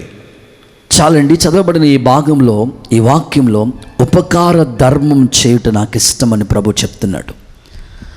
ఉపకారము ధర్మము చేయ మర్చిపోవద్దు, ఇది నాకు ఇష్టము అని ప్రభు చెప్తున్నాడు. మీ వ్యక్తిగత జీవితంలో దేవుని యొక్క అనుభవాలు, దేవుని యొక్క విధానం, ఆయన యొక్క ఆత్మీయతను మనం గమనించినట్లయితే ఎంతోమందికి బైబిల్ గ్రంథంలో యేసయ్యను గురించి చెప్పబడిన మాటలు ఏమిటంటే, యెహోవా అందరికీ ఉపకారి, ఆయన ఉపకారము చేయుట ఆయనకి ఇష్టమంట. దేవుడు నీ జీవితంలో తప్పక ఉపకారం చేస్తాడు. అపకారం ఎప్పుడు చేయడు. మనుషులకేళ నీకు అపకారం చేయొచ్చేమో, దేవుడు నీకు ఉపకారం చేస్తాడు. కొంతమంది ఉప్పు కారం అంటున్నారు, ఉప్పు కారం కాదు, ఉపకారం. మనుషులైతే ప్రతీకారం చేస్తారు, పగ తీర్చుకుంటారు, కానీ దేవుడు ఎప్పుడు కూడా నీకు ఉపకారం చేస్తాడు. ఆయన ఉపకారము ధర్మము చేయుట దేవునికి ఇష్టమంట. నీ జీవితంలో యేసయ్య దాచి ఉంచిన మేలు తప్పక నీకు అనుగ్రహిస్తాడు. కృంగిపోకు, కలవరం చెందకు, ధైర్యంగా ప్రభువును బట్టి ధైర్యంగా ఉండు. ఖచ్చితంగా నీ జీవన శైలిలో, నీ జీవన విధానంలో ఆయన దాచి ఉంచిన ప్రతి అక్కరలన్నిటిని తీర్చగలిగిన సమర్థుడని కోరుకుంటున్నాను. ఉపకార ధర్మం చేయుట ఆయనకి ఇష్టమంట. ఆత్మీయంగా ఆలోచించండి. యేసుక్రీస్తు ప్రభు ఎంతోమందికి ఉపకారం చేశాడు. ఆయన దగ్గరకు వచ్చేవారిని ఎంత మాత్రం త్రోసివేయలేదు. ఎంతోమందిని బాగు చేశాడు. రోగుల్ని జాలిపడ్డాడు, స్వస్థపరిచాడు. మంచి సమరయుడు గాయాలతో ఉంటే ఆ యొక్క గాయాలతో ఉన్న ఆ వ్యక్తిని మంచి సమరయుడిగా వెళ్ళి యేసయ్య గాయాలు కట్టాడు కదా. కొర ప్రాణంతో పడి ఉన్న ఆ యొక్క యెరూషలేము నుంచి యెరికోకి వెళ్ళిపోయిన ఆ వ్యక్తి మీద దేవుడు జాలిపడ్డాడు కదా. ఆయన ఎంత ఉపకారం కలిగిన వాడో బైబిల్ గ్రంథంలో అనేకమైన సత్యాలు మనం చూస్తున్నాం. కుంటి రోగులు ఆయన దగ్గరికి వస్తే ఆయన బాగు చేశాడు. బలహీనుల్ని ఎంతోమంది చెవిటి నత్తి కలిగిన వాళ్ళని బాగు చేశాడు. కళ్ళు లేని వారికి కళ్ళు ఇచ్చాడు. చనిపోయిన లాజర్ని కూడా దేవుడు బాగు చేసి స్వస్థపరిచాడు కదా. ఆయన చేసిన ఉపకారాలు ఎన్నో. భక్తుడు అంటాడు, నువ్వు చేసిన ఉపకారాలకి నేనేం చెల్లిస్తానయ్యా, నా రక్షణ పాత్రను చేతపోని నేను యెహోవా సన్నిధిలో ప్రార్థిస్తానంటాడు భక్తుడు. కాబట్టి ఆయనకి ఇష్టమైన దాన్ని నీ జీవితంలో నెరవేరుస్తాడు. నీవు కూడా ఆయనకి ఇష్టమైన దాన్ని చెయ్యి. ఉపకారం ధర్మం చేయటం ఆయనకి ఇష్టమని వాక్యం అంటుంది. ఆలోచించిన విషయం ఏమిటంటే, బైబిల్ గ్రంథంలో ఒక చరిత్ర నేను మీకు జ్ఞాపకం చేయడానికి ఇష్టపడుతున్నాను. యెహోషువ నాయకుడిగా ఉన్నాడు. ఇద్దరు వేగులు వారిని యెరికో పట్టణం ఎలా ఉందో చూసిరమ్మని పంపించాడు. పంపితే ఆ ఇద్దరు వేగులు వారు ప్రయాణమే వెళతారు. యెరికో పట్టణం ఎలా ఉందో చూద్దామని వెళితే రాహాబు అనే ఒక వేశ్య ఇంట వారు చేరి ఉంటారు. ఆ యొక్క రాహాబు అనే స్త్రీ ఆ వేగులు వారు ఎప్పుడైతే తన ఇంటికి వచ్చారో వారికి షెల్టర్ ఇచ్చింది, ఆశ్రయం ఇచ్చింది, వారిని మిద్దె మీద దాచింది. అప్పుడు యెరికోను రాజుగా ఉన్న ఆ రాజుకి విషయం తెలిస్తే ఆ రాజుగారు కొంతమందిని పంపిస్తాడు ఒకసారి ఎంక్వైరీ చేసిమని. వెళితే ఈ వేగులు వారిద్దరిని కూడా ఈమె తన మిద్దె మీద దాచిపెడుతుంది. వాళ్ళు వచ్చి అడిగి వెళ్ళిపోతారు. ఆ తర్వాత ఈ స్త్రీ అంటుంది, ఈ రాహాబ్ అనే స్త్రీ అంటుంది, మీ దేవుడు ఆకాశం అందే కాదు భూమి మీద కూడా దేవుడే. మీ పితరులకు చేసిన అద్భుతాలను గురించి విన్నప్పుడు నిజంగా ఆయన గొప్ప దేవుడు అని నేను గుర్తించాను. ఆయన ఎందుకు భయభక్తులు నిలపాలని ఆశపడుతున్నాను. ఆయన గొప్ప దేవుడు. వెంటనే ఆమె చెప్తుంది, నేను మీకు ఈ ఉపకారం చేశాను కదా. ఇది ఇద్దరు వేగులు వారిని ఆ ఇంట్లో దాచిపెట్టడం. నేను ఈ ఉపకారం చేశాను కదా. నేను మీకు ఉపకారం చేసినందుకు మీరు నాకు నా ఇంటికి ఉపకారం చేయండి. నా అన్న, నా చెల్లి, నా అక్క, నా తల్లి, నా తండ్రి, వారికి నువ్వు ఉపకారం చేయండి అని వేగులు వారిని వేడుకుంటుంది. ఆ వేగులు వారు, ఆ ఇద్దరు వేగులు వారు ఏమంటారంటే ఒక అద్భుతమైన మాట చెప్తున్నారు. మీరు బైబిల్ గ్రంథంలో చూడండి, యెహోషువ పుస్తకం 2వ అధ్యాయం 14 వచ్చిన భాగం. అందుకు ఆ మనుషులు ఆమెతో, నీవు మా సంగతి వెల్లడి చేయని ఎడల మీరు చావకుండునట్లు మీ ప్రాణములకు బదులుగా, మీ ప్రాణాలకి బదులుగా మా ప్రాణం ఇచ్చేదము, మా ప్రాణం ఇస్తాము. యెహోవా ఈ దేశమును మాకిచ్చినప్పుడు నిజముగా మేము నీకు ఉపకారం, నిజముగా మేము మీకు ఉపకారం చేస్తాము అనే మాట ఆ వేగులు వారిద్దరు వేగులు వారు చెప్తున్నారు. ఒక అద్భుతమైన మాట ఇది. నువ్వు చేసిన ఉపకారం మాకు గుర్తుంది, తప్పక మేము బ్రతికిన ప్రాణం ఉన్నంత వరకు ఖచ్చితంగా మీకు ఉపకారం చేస్తాం. ఒక మంచి డెడికేషన్తో ఆ మాట చెప్తున్నారు వాళ్ళు. వాళ్ళ ఇల్లు పట్టణం ప్రాకారాల మీద ఉంది. ఆ భయంకరమైన కీడులో వాళ్ళు పడిపోకుండా, అగ్నికి ఆహుతి అయిపోకుండా వాళ్ళ అన్న, అక్క, చెల్లి, తల్లి, తండ్రి అందరినీ ఆ సేవకులు కాపాడటం కొరకు ఒక చిన్నటి ఎర్రటి దారాన్ని ఆ కిటికీకి కట్టి ఆశ్చర్యరీతిగా ఒక నిజమైన ఆనవాళ్ళు చూపించి ఆ కుటుంబాన్ని రక్షణలోకి నడిపించినట్లుగా, వారు అద్భుతమైన ఉపకారం చేసినట్లుగా బైబిల్ గ్రంథంలో మనం చూస్తున్నాం. చూడండి, ఆ వేగులు వారు ఆ ఇంటికి రక్షణ మార్గాన్ని చూపించారు. అద్భుతమైన ఉపకారం వాళ్ళు చేశారు.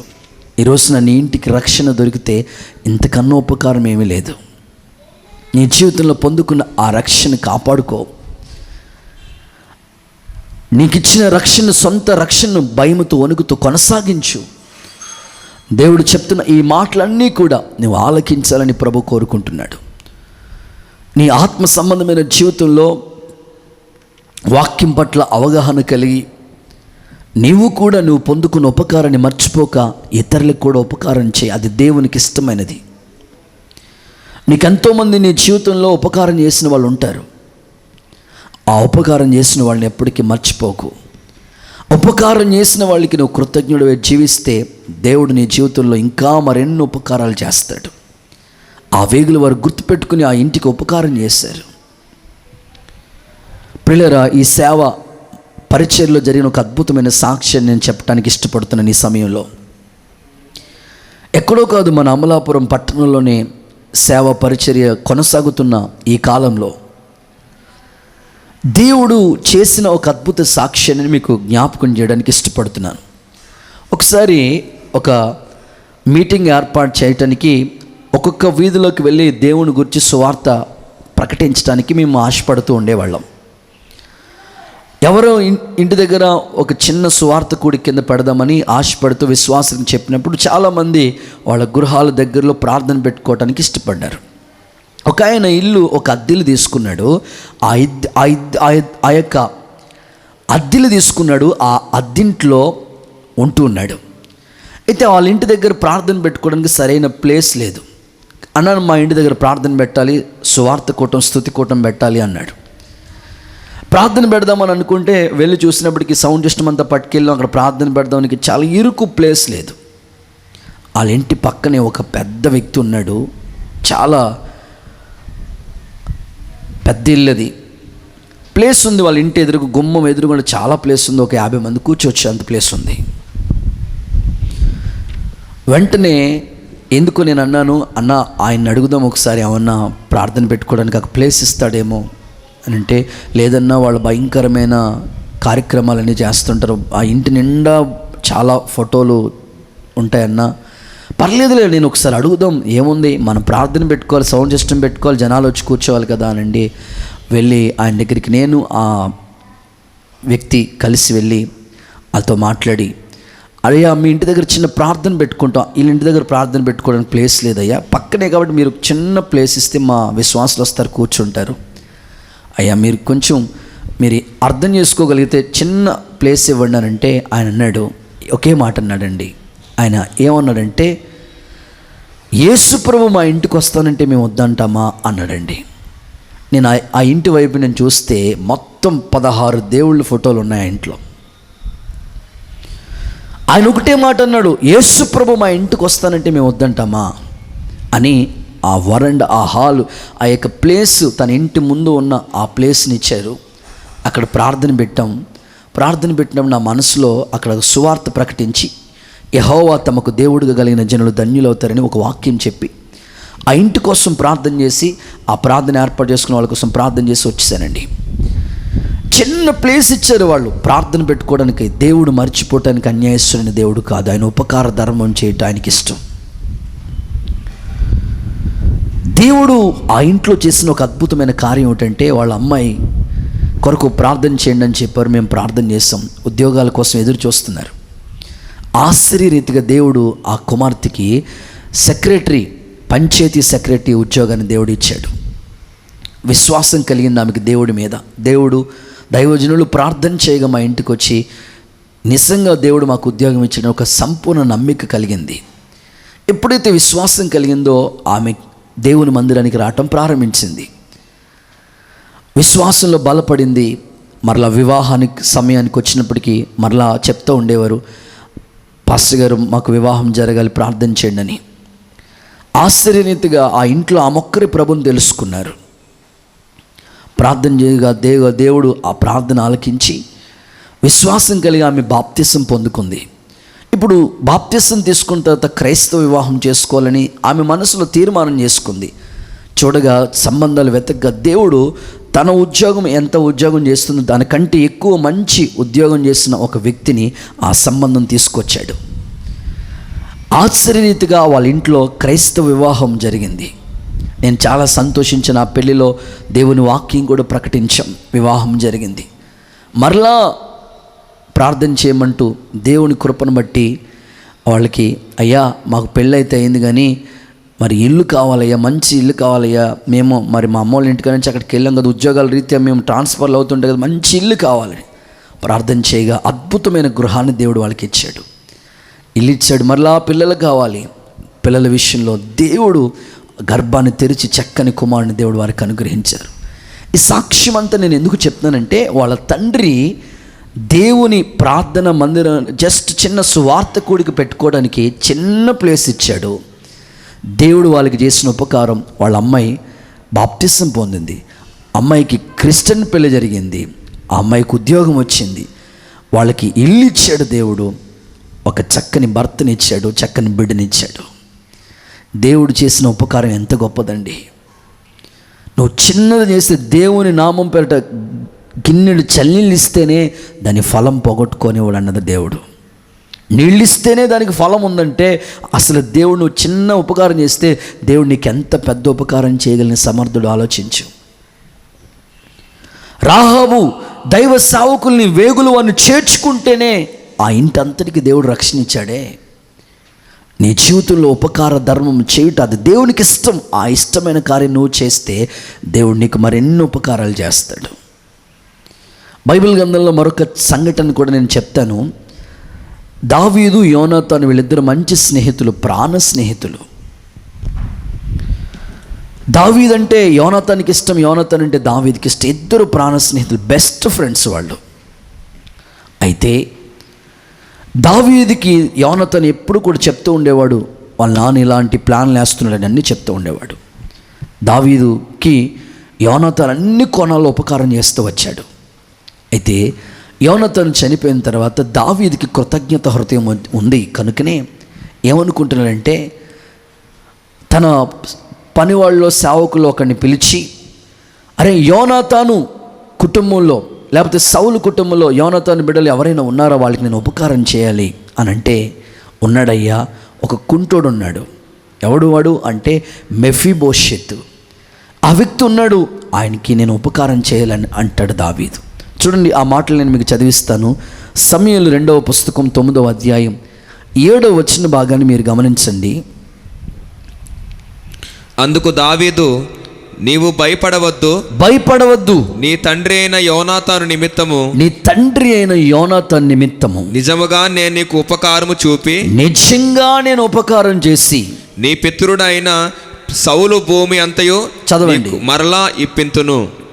మరియు నీవు సదాకాలము నా బల్ల దగ్గరే భోజనము చేయదవని సెలవీయగా. భోజనం చేసే ఆ అదృష్టాన్ని రాజుగారి బల్ల దగ్గర కూర్చుని భోజనం చేసే అదృష్టం, తన పితరులకు ఆస్తి, ఆ భూములన్నీ మరల యోనాతానికి అప్పగించటం, యోనాతాను కుమారుడైన ఈ యొక్క మెఫీబోషెత్కి అప్పగించటం.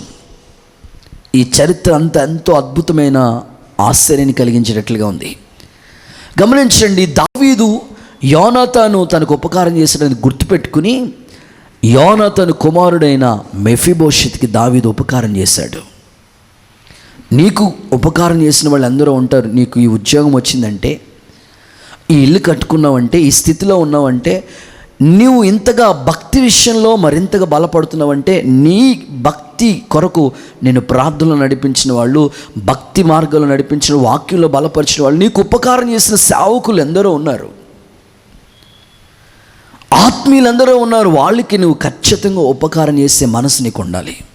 అది దేవునికి ఇష్టము అని వాక్యం అంటుంది.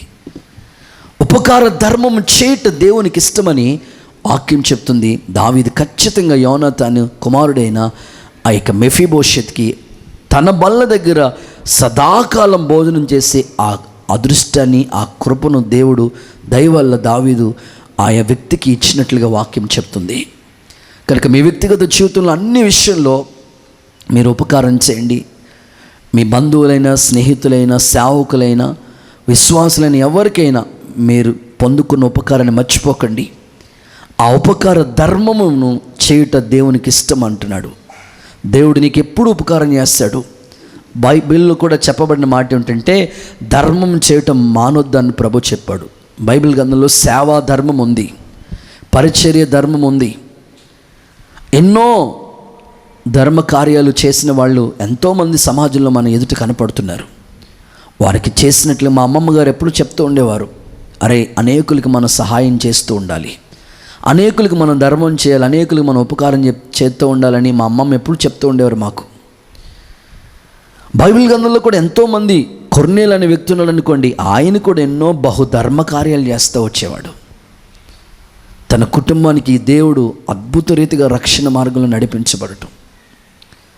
ఇలా మీ వ్యక్తిగత జీవితంలో ఉపకార ధర్మం చేయటం అది దేవునికి ఇష్టం. దేవుడు చెప్పాడు కదా, నేను ఆకలిగా ఉన్నాను, నాకు అన్నం పెట్టలేదు, చలితో వణికిపోతున్నాను, దుప్పటి ఇవ్వలా, వసతి కల్పించలేదు. అయ్యా నీకెప్పుడు ఆకలిగా ఉంది, నీకెప్పుడు ఆహారం పెట్టలేదు, నీకెప్పుడు ఆ యొక్క వస్త్రాలు ఇవ్వలేదంటే మిక్కిలి అల్పులైన వాళ్ళకి చేస్తే నాకు చేసినట్లే. కనుక ఆ ధర్మం, ఆ ఉపకారం చేయటం అనేది దేవునికి ఇష్టమైనది. ఆ కార్యాన్ని మీరు చేయాలి. చూడండి, చాలామంది కొన్ని ఊర్లని దత్తత తీసుకుని, కొన్ని ప్లేసెస్ని వాళ్ళు స్వాధీనపరుచుకుని ఆ ప్రాంతాల్లో ఉన్న పిల్లల్ని చదివిస్తుంచడం. నాకు ఈ మధ్యకాలంలో ఒక తల్లి నాతో చెప్పిందండి, వాళ్ళ పిల్లోడు చదువుకునేటప్పుడు ఆ స్కూల్లో పెన్సిల్ పంచిపెట్టారంట ఆ పిల్లోడు చదువుకునేటప్పుడు. అది ఆ పిల్లోడు గుర్తుపెట్టుకుని, నేను చదువుకున్నప్పుడు నా స్కూల్లో పెన్సిళ్ళు పంచిపెట్టారు, నేను ప్రయోజకుడు అయిన తర్వాత నా స్కూల్కి ఏదో విధంగా నేను హెల్ప్ చేయాలి. ఆ పిల్లోడు మంచిగా చదువుకున్నాడండి. కువైట్, సౌదీ ఆ దేశాల్లో మంచి ఉద్యోగాన్ని సంపాదించుకున్నాడు. ఉద్యోగం చేసి వచ్చిన తర్వాత, ఇంటికి వచ్చిన తర్వాత వాళ్ళ అమ్మతో చెప్పాడంట, అమ్మ నేను ఏ స్కూల్లో అయితే చదువుకున్నానో ఆ స్కూల్ పిల్లలందరికీ నేను పెన్సిల్ నాకు ఇచ్చారు, నేను ఇప్పుడు వాళ్ళకి కొన్ని బుక్స్ ఇవ్వాలనుకుంటున్నానంటే వాళ్ళ అమ్మ అన్నదంట, అలాగే చేయనన్నా అని. మొత్తం ఆ 5వ తరగతి వరకు, ఫస్ట్ క్లాస్ నుంచి 5th స్టాండర్డ్ వరకు అందరి పిల్లలకి, ఎంతమంది పిల్లలుంటే అందరి పిల్లలకి కూడా ఆ యొక్క బుక్స్ అన్నీ సప్లై చేశాడండి ఆ యవనస్తుడు. నాకు ఆశ్చర్యం వేసింది ఆ మాట వాళ్ళ అమ్మ నాతో చెప్తున్నప్పుడు. కనుక మన వ్యక్తిగత జీవితంలో ఎన్నో ఉపకారాలు మనం పొందుకున్నాం. వాళ్ళకి మనం ఎప్పుడు కూడా హెల్ప్ చేసేవాళ్ళుగా, అది ఉపకారం చేయటం అనేది దేవునికి ఇష్టమైనది. ఆ దిశగా మీరు సాగిపోవాలని కోరుకుంటున్నాను. ఇక 3వ సంగతి నేను మీకు గుర్తు చేయాలని ఇష్టపడుతున్నాను. 3వదిగా చదువుకుందాం. 3వ మాట, దేవునికి ఇష్టమైనది ఏది అంటే కీర్తనల గ్రంథం 51వ అధ్యాయం 17వ వచన భాగం. విరిగిన మనస్సే దేవునికి ఇష్టమైన బలులు, దేవా విరిగి నలిగిన హృదయమును నీవు అలక్ష్యము చేయవు. చాలండి, చదవబడిన వాక్యంలో విరిగి నలిగిన మనస్సు నాకిష్టమని ప్రభు చెప్తున్నాడు. దేవునికి ఇష్టమైనది ఏంటంటే విరిగి నలిగిన మనస్సు, విరిగి నలిగిన హృదయం దేవునికి చాలా ఇష్టమంట. దేవుని దగ్గరికి వస్తూ ఉన్న మీ వ్యక్తిగత జీవితంలో చాలామంది వాళ్ళ మనస్సు కఠినంగా ఉంటుందండి. వాళ్ళ హృదయం రాతి బండలా ఉంటుంది, భయంకరమైన క్రూరత్వంతో ఉంటుంది. కానీ దేవునిలోనికి వచ్చిన తర్వాత విరిగి నలిగిన ఆ పశ్చాత్తాప హృదయం వాళ్ళలో కనబడదు. అది దేవునికి ఏమాత్రం కూడా ఇష్టం కాదు. దేవునికి ఇష్టమైనది ఏదంటే దేవుని వాక్యం చెప్తుంది, విరిగి నలిగిన మనస్సే దేవునికి ఇష్టమైన బలి అర్పణ. బలులు కోరుకునేవాడు కాదు దేవుడు, ఎడ్ల రక్తం, కోళ్ళ ఈ బలులేమి దేవునికి అవసరం లేదు. విరిగి నలిగిన హృదయమే దేవునికి ఇష్టమైన బలి అర్పణ అని వాక్యం చెప్తుంది. కనుక మీ వ్యక్తిగత జీవితంలో మీ మనస్సు విరిగి నలిగిన ఆ పశ్చాత్తాప హృదయం మీ హృదయాంతరంగంలో కలగాలని ప్రభు ఆశపడుతున్నాడు. ఆ మనస్సు దేవునికి ఇష్టమైనదని దేవుని వాక్యం చెప్తుంది. చూడండి, కొన్ని ఉదాహరణలు నేను మీకు చెప్తాను. రాయి ఉంది అనుకోండి, ఎవ్వరికి ఉపయోగం కాదు. ఆ రాయి రాయిలాగే ఉంటుంది. ఆ బండ, ఆ రాయి శిల్పి చేతిలో సుత్తి చేత, శాన చేత చెక్కబడుతున్నప్పుడు శిల్పంగా తయారవుతే ఆ రాయిలో ఉన్న శిల్పాన్ని చూసినప్పుడు ఎంతో అనేకులకు ఉపయోగకరంగా ఉంటుంది. ఎంతో చాలా యూజ్ఫుల్గా ఉంటుంది. రాయి రాయిలాగా ఉంటే ఎవరికి ఉపయోగం? ఆ రాయి శిల్పి చేతులకు వెళ్ళి చెక్కబడాలి, నలగొట్టబడాలి. అప్పుడే ఆ సుత్తి దెబ్బలు తగులుతున్నప్పుడే అది ఒక మంచి ఆకారంలో శిల్పంగా తయారవుతుంది. నీ జీవితంలో కూడా కొంతమంది అనుకుంటారు, నాకు ఏ కష్టాలు ఉండకూడదండి, అంతా మంచి జరగాలి, అంతా మంచి జరగాలి, అంతా మంచి జరగాలి. ఎక్కడ జరుగుతుంది? శ్రమల గుండా మనం వెళ్ళవలసిన కొన్ని పరిస్థితులు ఉన్నాయి. విరిగి నలిగిన మనస్సు నీలోకి రావాలి. శ్రమలైనా భరించుకునే ఆ మనసు నీకు రావాలి, ఓర్చుకునే మనసు నీకు రావాలి. శిల్పి చేతిలోనికి రాయి వెళితేనే అది శిల్పంగా తయారవుతుంది. అనేకులకి ఆదర్శంగా ఉంటుంది ఆ శిల్పం. అంత మాత్రమే కాదు, గోధుమలు ఉన్నాయనుకోండి, గోధుమ గింజలు, ఆ గింజల్లా ఉంటే ఎవరికి ఉపయోగం అండి? ఆ గింజలు పిండిగా మార్చబడాలి, అప్పుడే ఉపయోగం. అనేకులకి ఆహారం అవ్వాలంటే ఆ గింజలు ఖచ్చితంగా పిండిగా మార్చబడితే ఆహారంగా ఉపయోగపడతాయి. గింజల్లా ఉంటే ఎవరికి ఉపయోగం కాదు. ద్రాక్షకాయలు ఉన్నాయి, నువ్వు జ్యూస్ చేసుకోవాలంటే అవి నిజంగానే అవన్నీ పిండబడాలి. అన్నిటిలో మీరు చూడండి, గమనించండి, ఏవైనా సరే అవి నలగొట్ట. ఒక ఫ్లవర్ ఉందనుకోండి, ఊరకనే రోజా పువ్వు ఉందనుకోండి, అది ఊరకనే స్మెల్ రాదు కదా, అది నలిపినప్పుడే స్మెల్ వస్తుంది.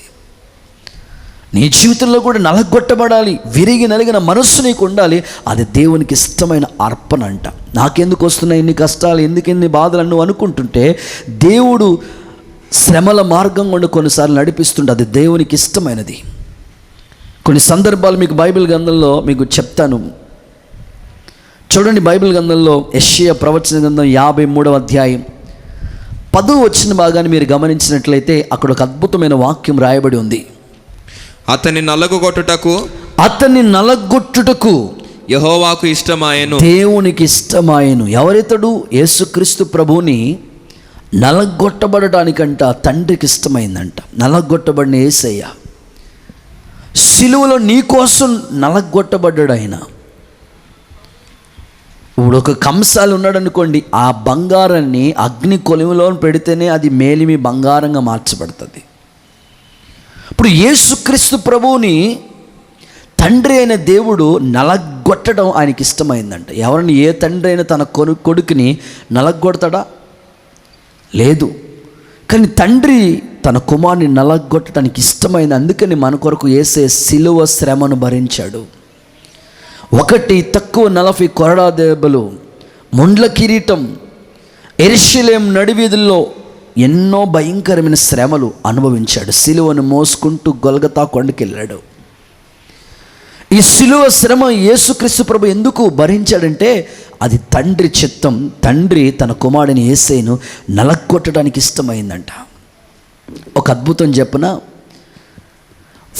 ఫ్లవర్ ఎలాగైతే నలపినప్పుడు సువాసనగా పరిమళించుతుందో, ఒక రాయి శిల్పి చేతులకు వెళ్ళినప్పుడు శిల్పంగా ఎలాగైతే చెక్కబడుతుందో, యేసయ్య ఎంత శ్రమలలో నలగొట్టబడ్డాడో అన్ని నామముల కంటే ఆయన నామం హెచ్చించబడింది.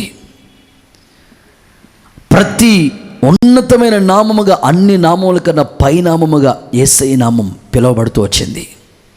కారణం ఏమిటంటే ఆయన అంతగా నలగొట్టబడ్డాడు. ఈరోజు నువ్వు గుర్తించు, విరిగి నలిగిన మనసు నీకు ఎంతగా నువ్వు నలగొట్టబడుతున్నావో, ఎంతగా నీ జీవితంలో ఆ వ్యక్తిగత జీవితంలో శ్రమలు అనుభవిస్తున్నావో, అంతగా దేవుని ద్వారా ఒక గొప్ప దీవెనకరమైన మార్గంలో నిన్ను నడిపించడానికి ఆయన ఇష్టపడుతున్నాడు.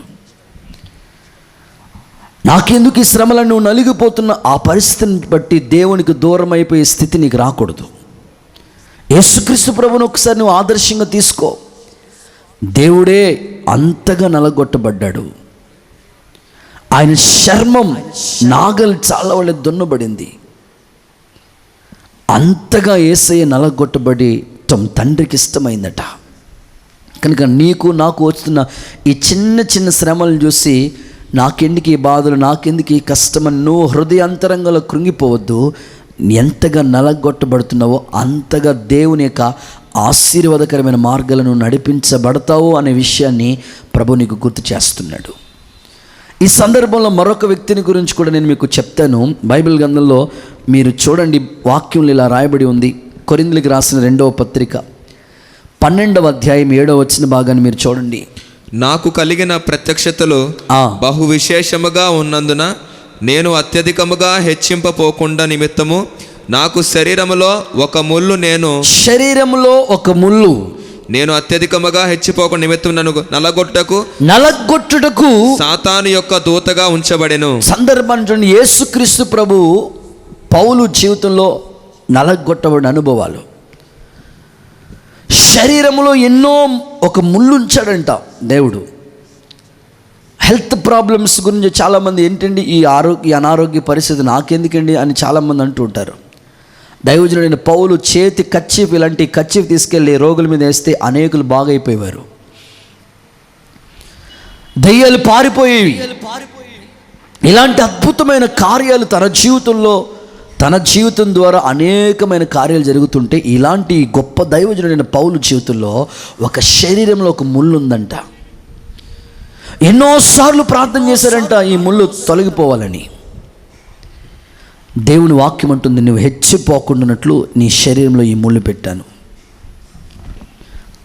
ఆశ్చర్యకరమైన సంగతి చెప్పనా, పౌలు ఒకటి తక్కువ 40 కొరడా దెబ్బలు యేసుప్రభు ఒక్కసారి పొందితే, పౌలు 5 సార్లు ఒకటి తక్కువ 40 కొరడా దెబ్బలు భరించాడు. అనేకమైన ఆపదలు వచ్చినాయి పౌలు జీవితంలో. ఒక్కటి కాదు, ఎన్నో ఆపదలు ఎదురయ్యాయి. సముద్రంలో ఆపదలు వచ్చాయి. 3 మిషనరీ ప్రయాణాలు చేశాడు పౌలు. ఎన్నో ప్రమాదాలు, కపట సహోదరుల ద్వారా ఆపదలు. అన్నిటికన్నా సంఘాన్ని గూర్చిన చింత తన హృదయంలో ఎక్కువైపోయింది. ప్రస్తుతం ఈ 5 నెలలు మందిరాలు తెరవబడలేని పరిస్థితులు, సేవకుల గుండెల్లో ఎంతో వేదన. ప్రతి సేవకుని దేవుడు నలుపుతూ ఉన్నాడు. నలగొట్టబడిన పరిస్థితులు గుండా వెళుతున్నారు ప్రతి సేవకుడు కూడా. పౌలు ఎంతగా నలగొట్టబడ్డాడో, పౌలు ద్వారా యేసుక్రీస్తు ప్రభు శిష్యులు కూడా చేయలేని అద్భుతమైన పరిచర్య దేవుడు జరిగించాడు. ఒకటే గుర్తుపెట్టుకోవాలి, నువ్వు ఎంతగా దేవుని కొరకు నలగొట్టబడుతున్నావో అంతగా దేవుడు నిన్ను ఒక ఉన్నత స్థాయిలోనికి తీసుకొస్తాడనే విషయాన్ని దేవుని సన్నిధిలో నేను కోరుకుని, సకల జనులకు సాక్షిగా ఉండటానికి దేవుడు అపోస్తలుడైన పౌలుని ఎన్నుకున్నాడు. అంత బలమైన పరిచర్య పౌలు చేశాడండి. తప్పక ఈ నలగొట్టబడుతున్నావు, ఈ నలుపుడు వెనకాల ఈ విరిగి నలిగిన ఈ మనస్సును చూసే వాళ్ళు దేవునికి ఇష్టమైంది. నువ్వు ఎంతగా నలగొట్టబట్టడానికి ఇష్టపడతావో అంతగానే దేవుడు నిన్ను ఒక ఉన్నతమైన మార్గాలకు తీసుకుని వెళతాడు. ఇంకొక సంగతి కూడా నేను బైబిల్ గ్రంథంలో జ్ఞాపకం చేస్తాను. యోబు పుస్తకం 9వ అధ్యాయం 17వ వచన భాగాన్ని కూడా మీరు చూడండి. ఆయన ఆలకింపక పెనుగాలి చేత నన్ను నలగొట్టుచున్నాడు. చూడండి, యోబును గురించి రాయబడిన మాట ఏమిటంటే, యోబును దేవుడు ఎంతగా నలగొట్టాడు. ప్రతి సేవకుడు, ప్రతి విశ్వాసి గుర్తించుకోవాలి యోబు జీవితం. ఆయన నలగొట్టడానికి ఇష్టమైనట్లుగానే యోబు జీవితాన్ని ఎంతగానో ఎన్నో శ్రమల గుండా దేవుడు నడిపించాడు. ఆస్తి పోయినా, ఆరోగ్యమే క్షీణించిన, తన కళ్ళ ముందే పిల్లలే చనిపోయినా, తన భార్యే తనకు విరోధంగా మాట్లాడిన యోబు ఆ నలగొట్టబడుతున్న ఆ విధానం, యోబు ఆ శ్రమల గుండా వెళుతున్న విధానం చాలా ఆశ్చర్యం కలిగిస్తుంది. నిజంగా యోబు లాంటి భక్తులు అసలు ఈ భూమి మీద లేడేమో అనిపిస్తూ ఉంటుంది. ఒక చిన్న మాట కూడా అంటలేదు దేవుణ్ణి. ఆ శ్రమలు గుండా అలాగే నడిపించబడుతూ వచ్చాడు. చివరికి యోబు స్థితి మనం చూడగలుగుతాం. ఎంతైతే పోగొట్టుకున్నాడో 2 అంతల ఆశీర్వాదం యోబు పొందుకున్నాడు కదా. కనుక విరిగి నలిగిన మనస్సు దేవునికి ఇష్టం. నువ్వు శ్రమల్లో నలగొట్టబడటానికి అప్పగించుకో. దేవుడు నిన్ను నలగొడుతున్నాడంటే నువ్వు గుర్తించుకోవాలి, దేవుడు నన్ను ఒక ఉన్నత స్థాయిలోకి తీసుకువెళ్తడానికి ఇష్టపడుతున్నాడు. శోధించబడిన మీదట నేను శుద్ధ సువర్ణంగా మార్చబడతానని నువ్వు ధైర్యంగా సాక్ష్యం పలకాలి. ఈ సమయంలో ఒక అద్భుతమైన సాక్ష్యం నేను చెప్పడానికి ఇష్టపడుతున్నాను. హైదరాబాద్ పట్టణంలో దిల్సుఖ్ నగర్ అనే ప్రాంతంలో 3 రోజులు మీటింగ్స్ జరుగుతున్నాయి. ఆఖరి రోజు మీటింగ్కి దేవుని వాక్యం అందించడానికి ఒక దైవజనుడు వాక్యం అందించడానికి వెళ్ళాడు. ఆ స్థలానికి కూర్చుని ఉన్నాడు దైవజనుడు, పాటలు పాడుతున్నారు. ఈ లోపల ఆ మీటింగ్స్ కండక్ట్ చేసిన ఆయన అనౌన్స్ చేస్తున్నాడు, ఆ మీటింగ్స్కి ఒక జిల్లా కలెక్టర్ వచ్చి సాక్ష్యం చెప్తారని. ఈ లోపల పాటలు పాడుతున్న సమయంలోనే ఒక కలెక్టర్ గారు వచ్చి అక్కడ స్టేజ్ దగ్గర గ్యాలరీ ఉంటే అక్కడ కూర్చుని ఉన్నాడు.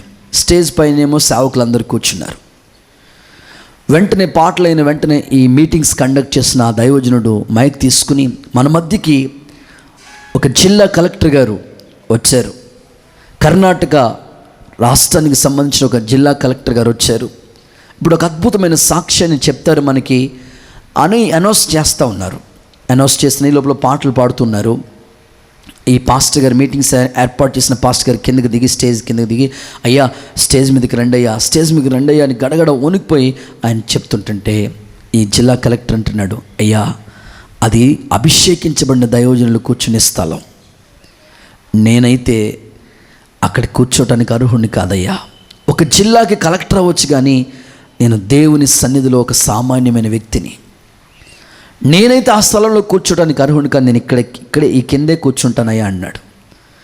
సరే, ఆ స్టేజ్ మీద దైవజనుడు గమనించి అసలే ఈ వ్యక్తి ఏంటి ఎంతగా తగ్గించుకుంటున్నాడు, ఇంతగా ఈ విరిగి నలిగిన మనసుతో ఈ వ్యక్తి ఏంటి ఇలాగా ఉన్నాడంటే, అసలే ఇతడు ఇలా మాట్లాడుతున్నాడంటే ఇతని సాక్ష్యం ఇంకెంత బాగుంటుందని ఆ వెనకాల కూర్చున్న దైవజనుడు ఆలోచిస్తూ ఇతని సాక్ష్యం విందామని అనుకున్నాడు. వాక్యానికి ముందు అతనికి సాక్ష్యం ఇచ్చారు. ఆయన మాట్లాడుతూ, అయ్యా నాదొక ఉన్నతమైన కుటుంబానికి చెందినవాడిని, చిన్నప్పుడే నేను పుట్టిన తర్వాత మా నాన్నగారు చనిపోయారు. మా ఊరోళ్ళందరూ కూడా నిజంగా మీరు పుట్టడం, మీ నాన్న చచ్చిపోవటం, మీరు అసలు ఏం బిడ్డలు అని ఊరోళ్ళందరూ కూడా నన్ను మా అమ్మని లేనిపోని మాటలన్నీ అని మమ్మల్ని ఊరోళ్ళందరూ కూడా వెలేశారయ్యా. నిజంగా మాకు దిక్కు తోచని పరిస్థితి, ఏం చేయాలో మాకు అర్థం కాలేదు. ఆ సమయంలో మేము ఎవరిని ఆశ్రయించాలో ఏం చేయాలో మాకు అర్థం కావట్లేదు. ఎందుకు ఇంతగా నలగొట్టబడుతుంది, ఏంటి ఇలాంటి పరిస్థితులు మాకు అర్థం కావట్లేదు. అప్పుడు మా ఇంటికి ఒక తల్లి వచ్చి యేసు ప్రభు గురించి చెప్పి, ఆయన యొక్క ఔన్నత్యాన్ని గురించి, యేసు ప్రభు యొక్క జీవిత సాక్ష్యాన్ని, ప్రభు చేసిన మేలైన ఉపకారాలని చెప్పి మాకు ప్రభువుని గురించి సువార్త చెప్పింది. వెంటనే మా అమ్మ ఆ మాటల చేత ఆదరించబడింది. ఎవ్వరు ఊరోళ్ళందరూ వెలివేస్తే యేసు ప్రభు ఆ మాటలు మమ్మల్ని ఆదరించాయి. మమ్మల్ని ప్రార్థన మందిరానికి, చర్చికి నడిపించింది. మేము ఆ ఇంటికాడి నుంచి మందిరానికి వెళ్తుంటే ఊరోళ్ళందరూ కులమంతా వెలివేశారయ్యా మమ్మల్ని, యేసు ప్రభుని నమ్ముకున్నాం, ఆ దేవుడిని నమ్ముకున్నామని వెలివేశారు. ఊరోళ్ళందరూ వెలివేసిన సంఘము మమ్మల్ని ఒక తల్లిలా చూసింది. ఆ దేవుడు యేసుక్రీస్తు ప్రభువు మాకు ఒక తండ్రిగా చూశాడు, మమ్మల్ని ఆదరించారు. మేము మందిరానికి వెళ్తూ ఉంటుంటే, నేను మా అమ్మ మా చెల్లి మేము మందిరానికి వెళ్తూ ఉంటుంటే, నేను 6th స్టాండర్డ్ చదువుతున్నప్పుడు మందిరానికి వెళ్తుంటే మా పాస్టర్ గారు గుర్తించి, అరే చర్చికి ఎవరైనా రావాలంటే, ఎవరైనా కొత్త చెప్పులు వేసుకుని రావాలంటే భయపడిపోతున్నారా పిల్లోడా, నువ్వు అందరూ చెప్పులు వేసుకుని వస్తారు, అక్కడే ఆ గేట్ దగ్గర నిలబడి ఆ చెప్పులన్నీ లైన్లో, వరుస లైన్లో పెట్టు అని చెప్పారు. నేను మా పాస్టర్ గారి మాటిని ఆ గేట్ దగ్గర కూర్చుని అక్కడే చెప్పులు ఆ బయట జాగ్రత్తగా లైన్లో పెడతా ఉండేవాడిని. అయితే కొద్ది రోజులు గడవుగా నేను ఇంటర్మీడియట్ స్టాండర్డ్స్కి వచ్చాను. ఇంటర్మీడియట్కి వచ్చినప్పటికీ పెద్దోడిని అవుతాను. మా పాస్టర్ గారు చూసి, ఒరే నువ్వు ఇంటర్మీడియట్ స్టేజ్కి వచ్చావు, నీకు వయసు పెరుగుతుంది, నువ్వు ఇప్పుడు చెప్పుల దగ్గర వద్దులే, ఎవరో ఒకరు పిల్లోని పెడతానులే అని అన్నారు. లేదండి, నేను నన్ను చెప్పుల దగ్గర పెట్టాను, నేను అక్కడే ఉంటానని అక్కడే ఉన్నాడట. ఇంటర్మీడియట్ అయిపోయింది, డిగ్రీ. ఆ తర్వాత డిగ్రీ నుంచి వచ్చిన, ఒరే నువ్వు పెద్దోడు చదువుతున్నావు కదరా, నువ్వు వద్దులేరా అంటే, లేదండి నేను అక్కడే ఉంటానని మళ్ళీ అక్కడే చెప్పుల దగ్గర ఉన్నాడంట. పీజీ చదువుకోవడానికి వెళ్ళాడు, పీజీ కూడా కంప్లీట్ అయిపోయింది. ఒరే నువ్వు పీజీ చదువు, ఒక పల్లెటూరులో పీజీ చదవడం అంటే గ్రేటే కదండి, అసలు నీ చదువు ఏంట్రా, పీజీ చదువు, నువ్వు చెప్పుల దగ్గర ఎందుకు వద్దు, వచ్చి ఇక్కడ కొయ్యర్ దగ్గర పాటలు పాడే దగ్గర సౌండ్ సిస్టమ్ దగ్గర ఎక్కడ ఉంది కానీ వద్దు, నువ్వు అక్కడ చెప్పుల దగ్గర ఎందుకు అంటే, లేదు పాస్టర్ గారు నేను ఇక్కడే ఉంటానని. దేవా వీడిని ఆశీర్వదించు ప్రభువా, వీడి యొక్క విరిగి నలిగిన మనస్సును బట్టి వీడిని ఆశీర్వదించు ప్రభు అని దైవజనుడు ఆశీర్వదించి ప్రార్థన చేశానంట. అతడు సివిల్స్ రాశాడు, మెయిన్స్ రాశాడు, అన్నిట్లో సెలెక్ట్ అయ్యి మంచి కలెక్టర్ ఉద్యోగాన్ని సంపాదించుకున్నాడు. అద్భుతం. ఒక జిల్లాకి కలెక్టర్ అయిపోయాడు. కలెక్టర్ అయిన తర్వాత 3 నెలలు ఉద్యోగం చేసిన తర్వాత, పాస్టర్ గారు నేను ఊరు వస్తున్నాను అంటే, పాస్టర్ గారు చాలా సంబరపడిపోయి, అరే మా సంఘంలో విశ్వాసి కలెక్టర్ అయ్యాడంటే ఏ సేవకుడికైనా సంతోషమే కదండి. మన సంఘంలో ఎవరైనా కలెక్టర్ అయ్యారంటే నేను ఇంకా చాలా సంతోషిస్తాం కదా, సేవకులు ఎవరైనా సంతోషిస్తారు.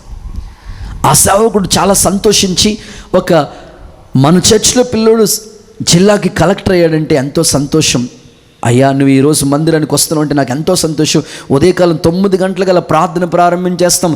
ఉదయకాలం 9 గంటలుగా వచ్చి నువ్వు స్టేజ్కి దగ్గరలో నువ్వు కూర్చోవాలి. అసలు నువ్వు కలెక్టర్ అంటే అసలు ఏం హోదా నువ్వు అని అంటే, అలాగే పాస్టర్ గారు అని చెప్పారు. ఆ రోజు ఉదయకాలం 9 అయిపోయింది, పాస్టర్ గారు ప్రార్థన ప్రారంభించారు. 9:30, 10 అయిపోయింది, పాటలు అయిపోయినా ఆ పిల్లోడు ఇంకా రాలేదు. 10:30 అయిపోయింది, ప్రార్థనలు చేస్తూ ఉన్నారు. ఆరాధన చేస్తున్న సమయంలో పాస్టర్ గారు ఇంకా రాలేదు, ఈ పిల్లోడు ఇంకా రాలేదని అసలు బయటికి వెళ్ళి చూద్దామని చూస్తే, ఆ పిల్లోడు 9 గంటలకి వచ్చి ఆ యొక్క చెప్పుల స్టాండ్ దగ్గర గేట్ దగ్గర నిలబడి అక్కడే ఉన్నాడండి. పాస్టర్ గారి కళ్ళంపడ నీళ్లు పెట్టుకుని, అరే ఉద్యోగం కలెక్టర్ పోస్టులో వండుకొని ఇంకా నువ్వు చెప్పుల దగ్గర ఉన్నావేంట్రా? లేదు పాస్టర్ గారు, నేను ఏ స్థితిలో వచ్చానో నాకు తెలుసు, ఏ స్థితిలో నేను దేవుణ్ణి నమ్ముకున్నాను, దేవుడు నన్ను ఎలా ఆదరించారో, మీరు నన్ను ఎలా ఆదరించారో, మీరు మాకు ఇచ్చిన ఈ బాధ్యత నేను ఖచ్చితంగా ఈ కర్తవ్యాన్ని నెరవేర్చాలి. ఆశ్చర్యమైన సంగతి ఏమిటంటే, పాస్టర్ గారు ఆ పిల్లోడిని చూసి ఆశ్చర్యపోయారంట. ఎంత తగ్గింపు, ఎంత విరిగి నలిగిన పశ్చాత్తాప హృదయం ఈ పిల్లోడిలో కలిగింది.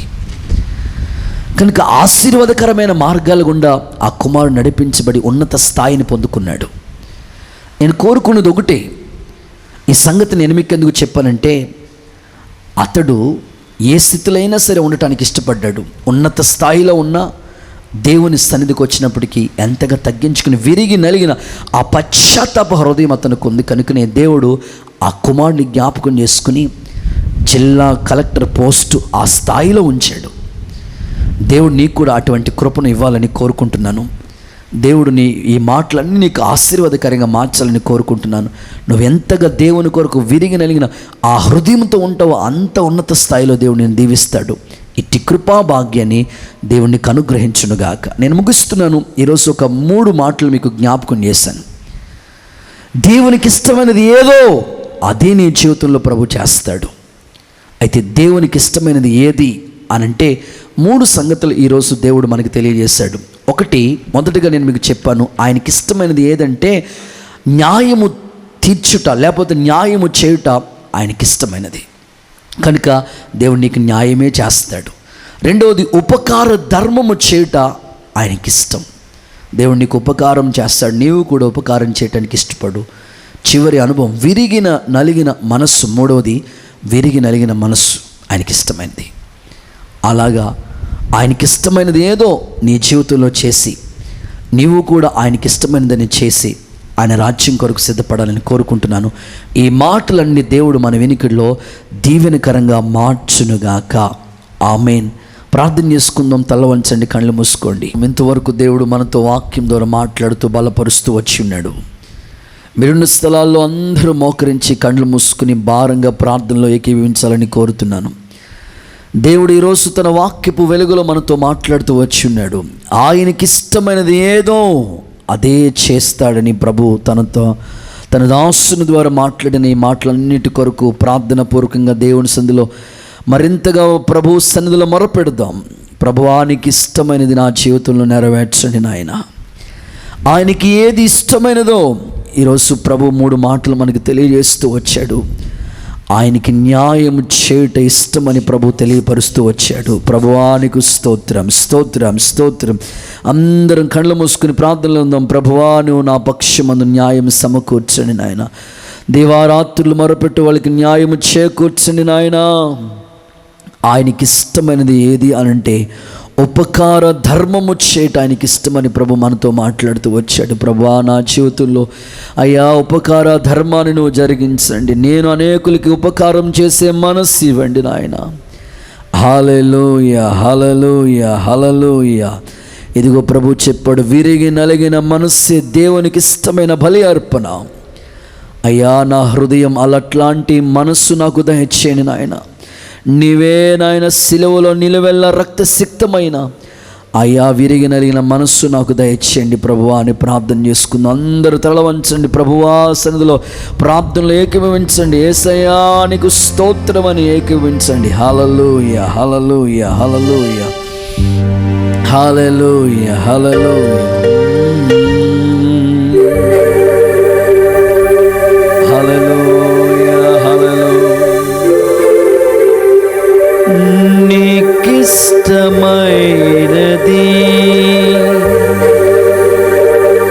కావాలి దేవునికి, బలి అర్పణ కోరలేదు దేవుడు.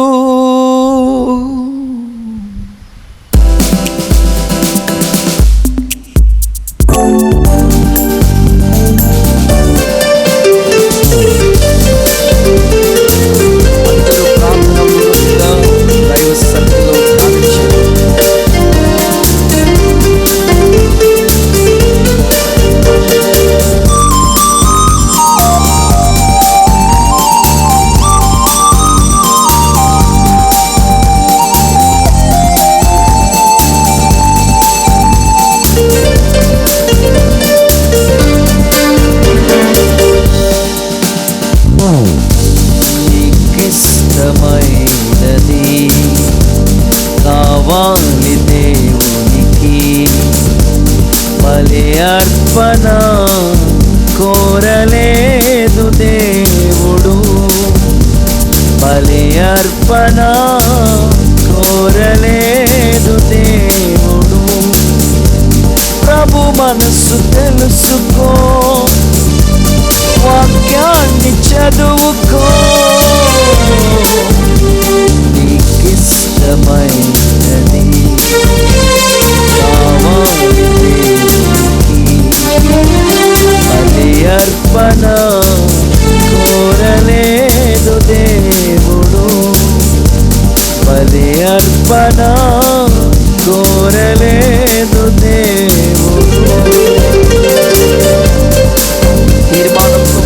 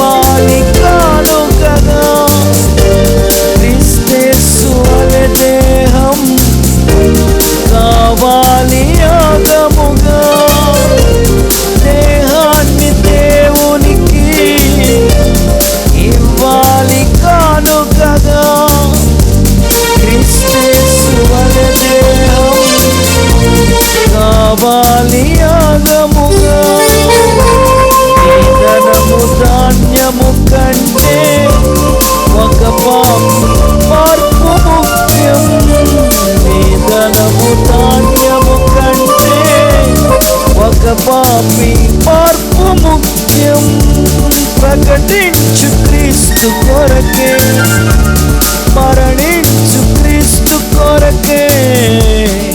నీకిష్టమైనది కావాలి దేవునికి, బలి అర్పణ కోరలేదు దేవుడు, బలి అర్పణ కోరలేదు దేవుడు. నీకిష్టమైనది కావాలి దేవునికి.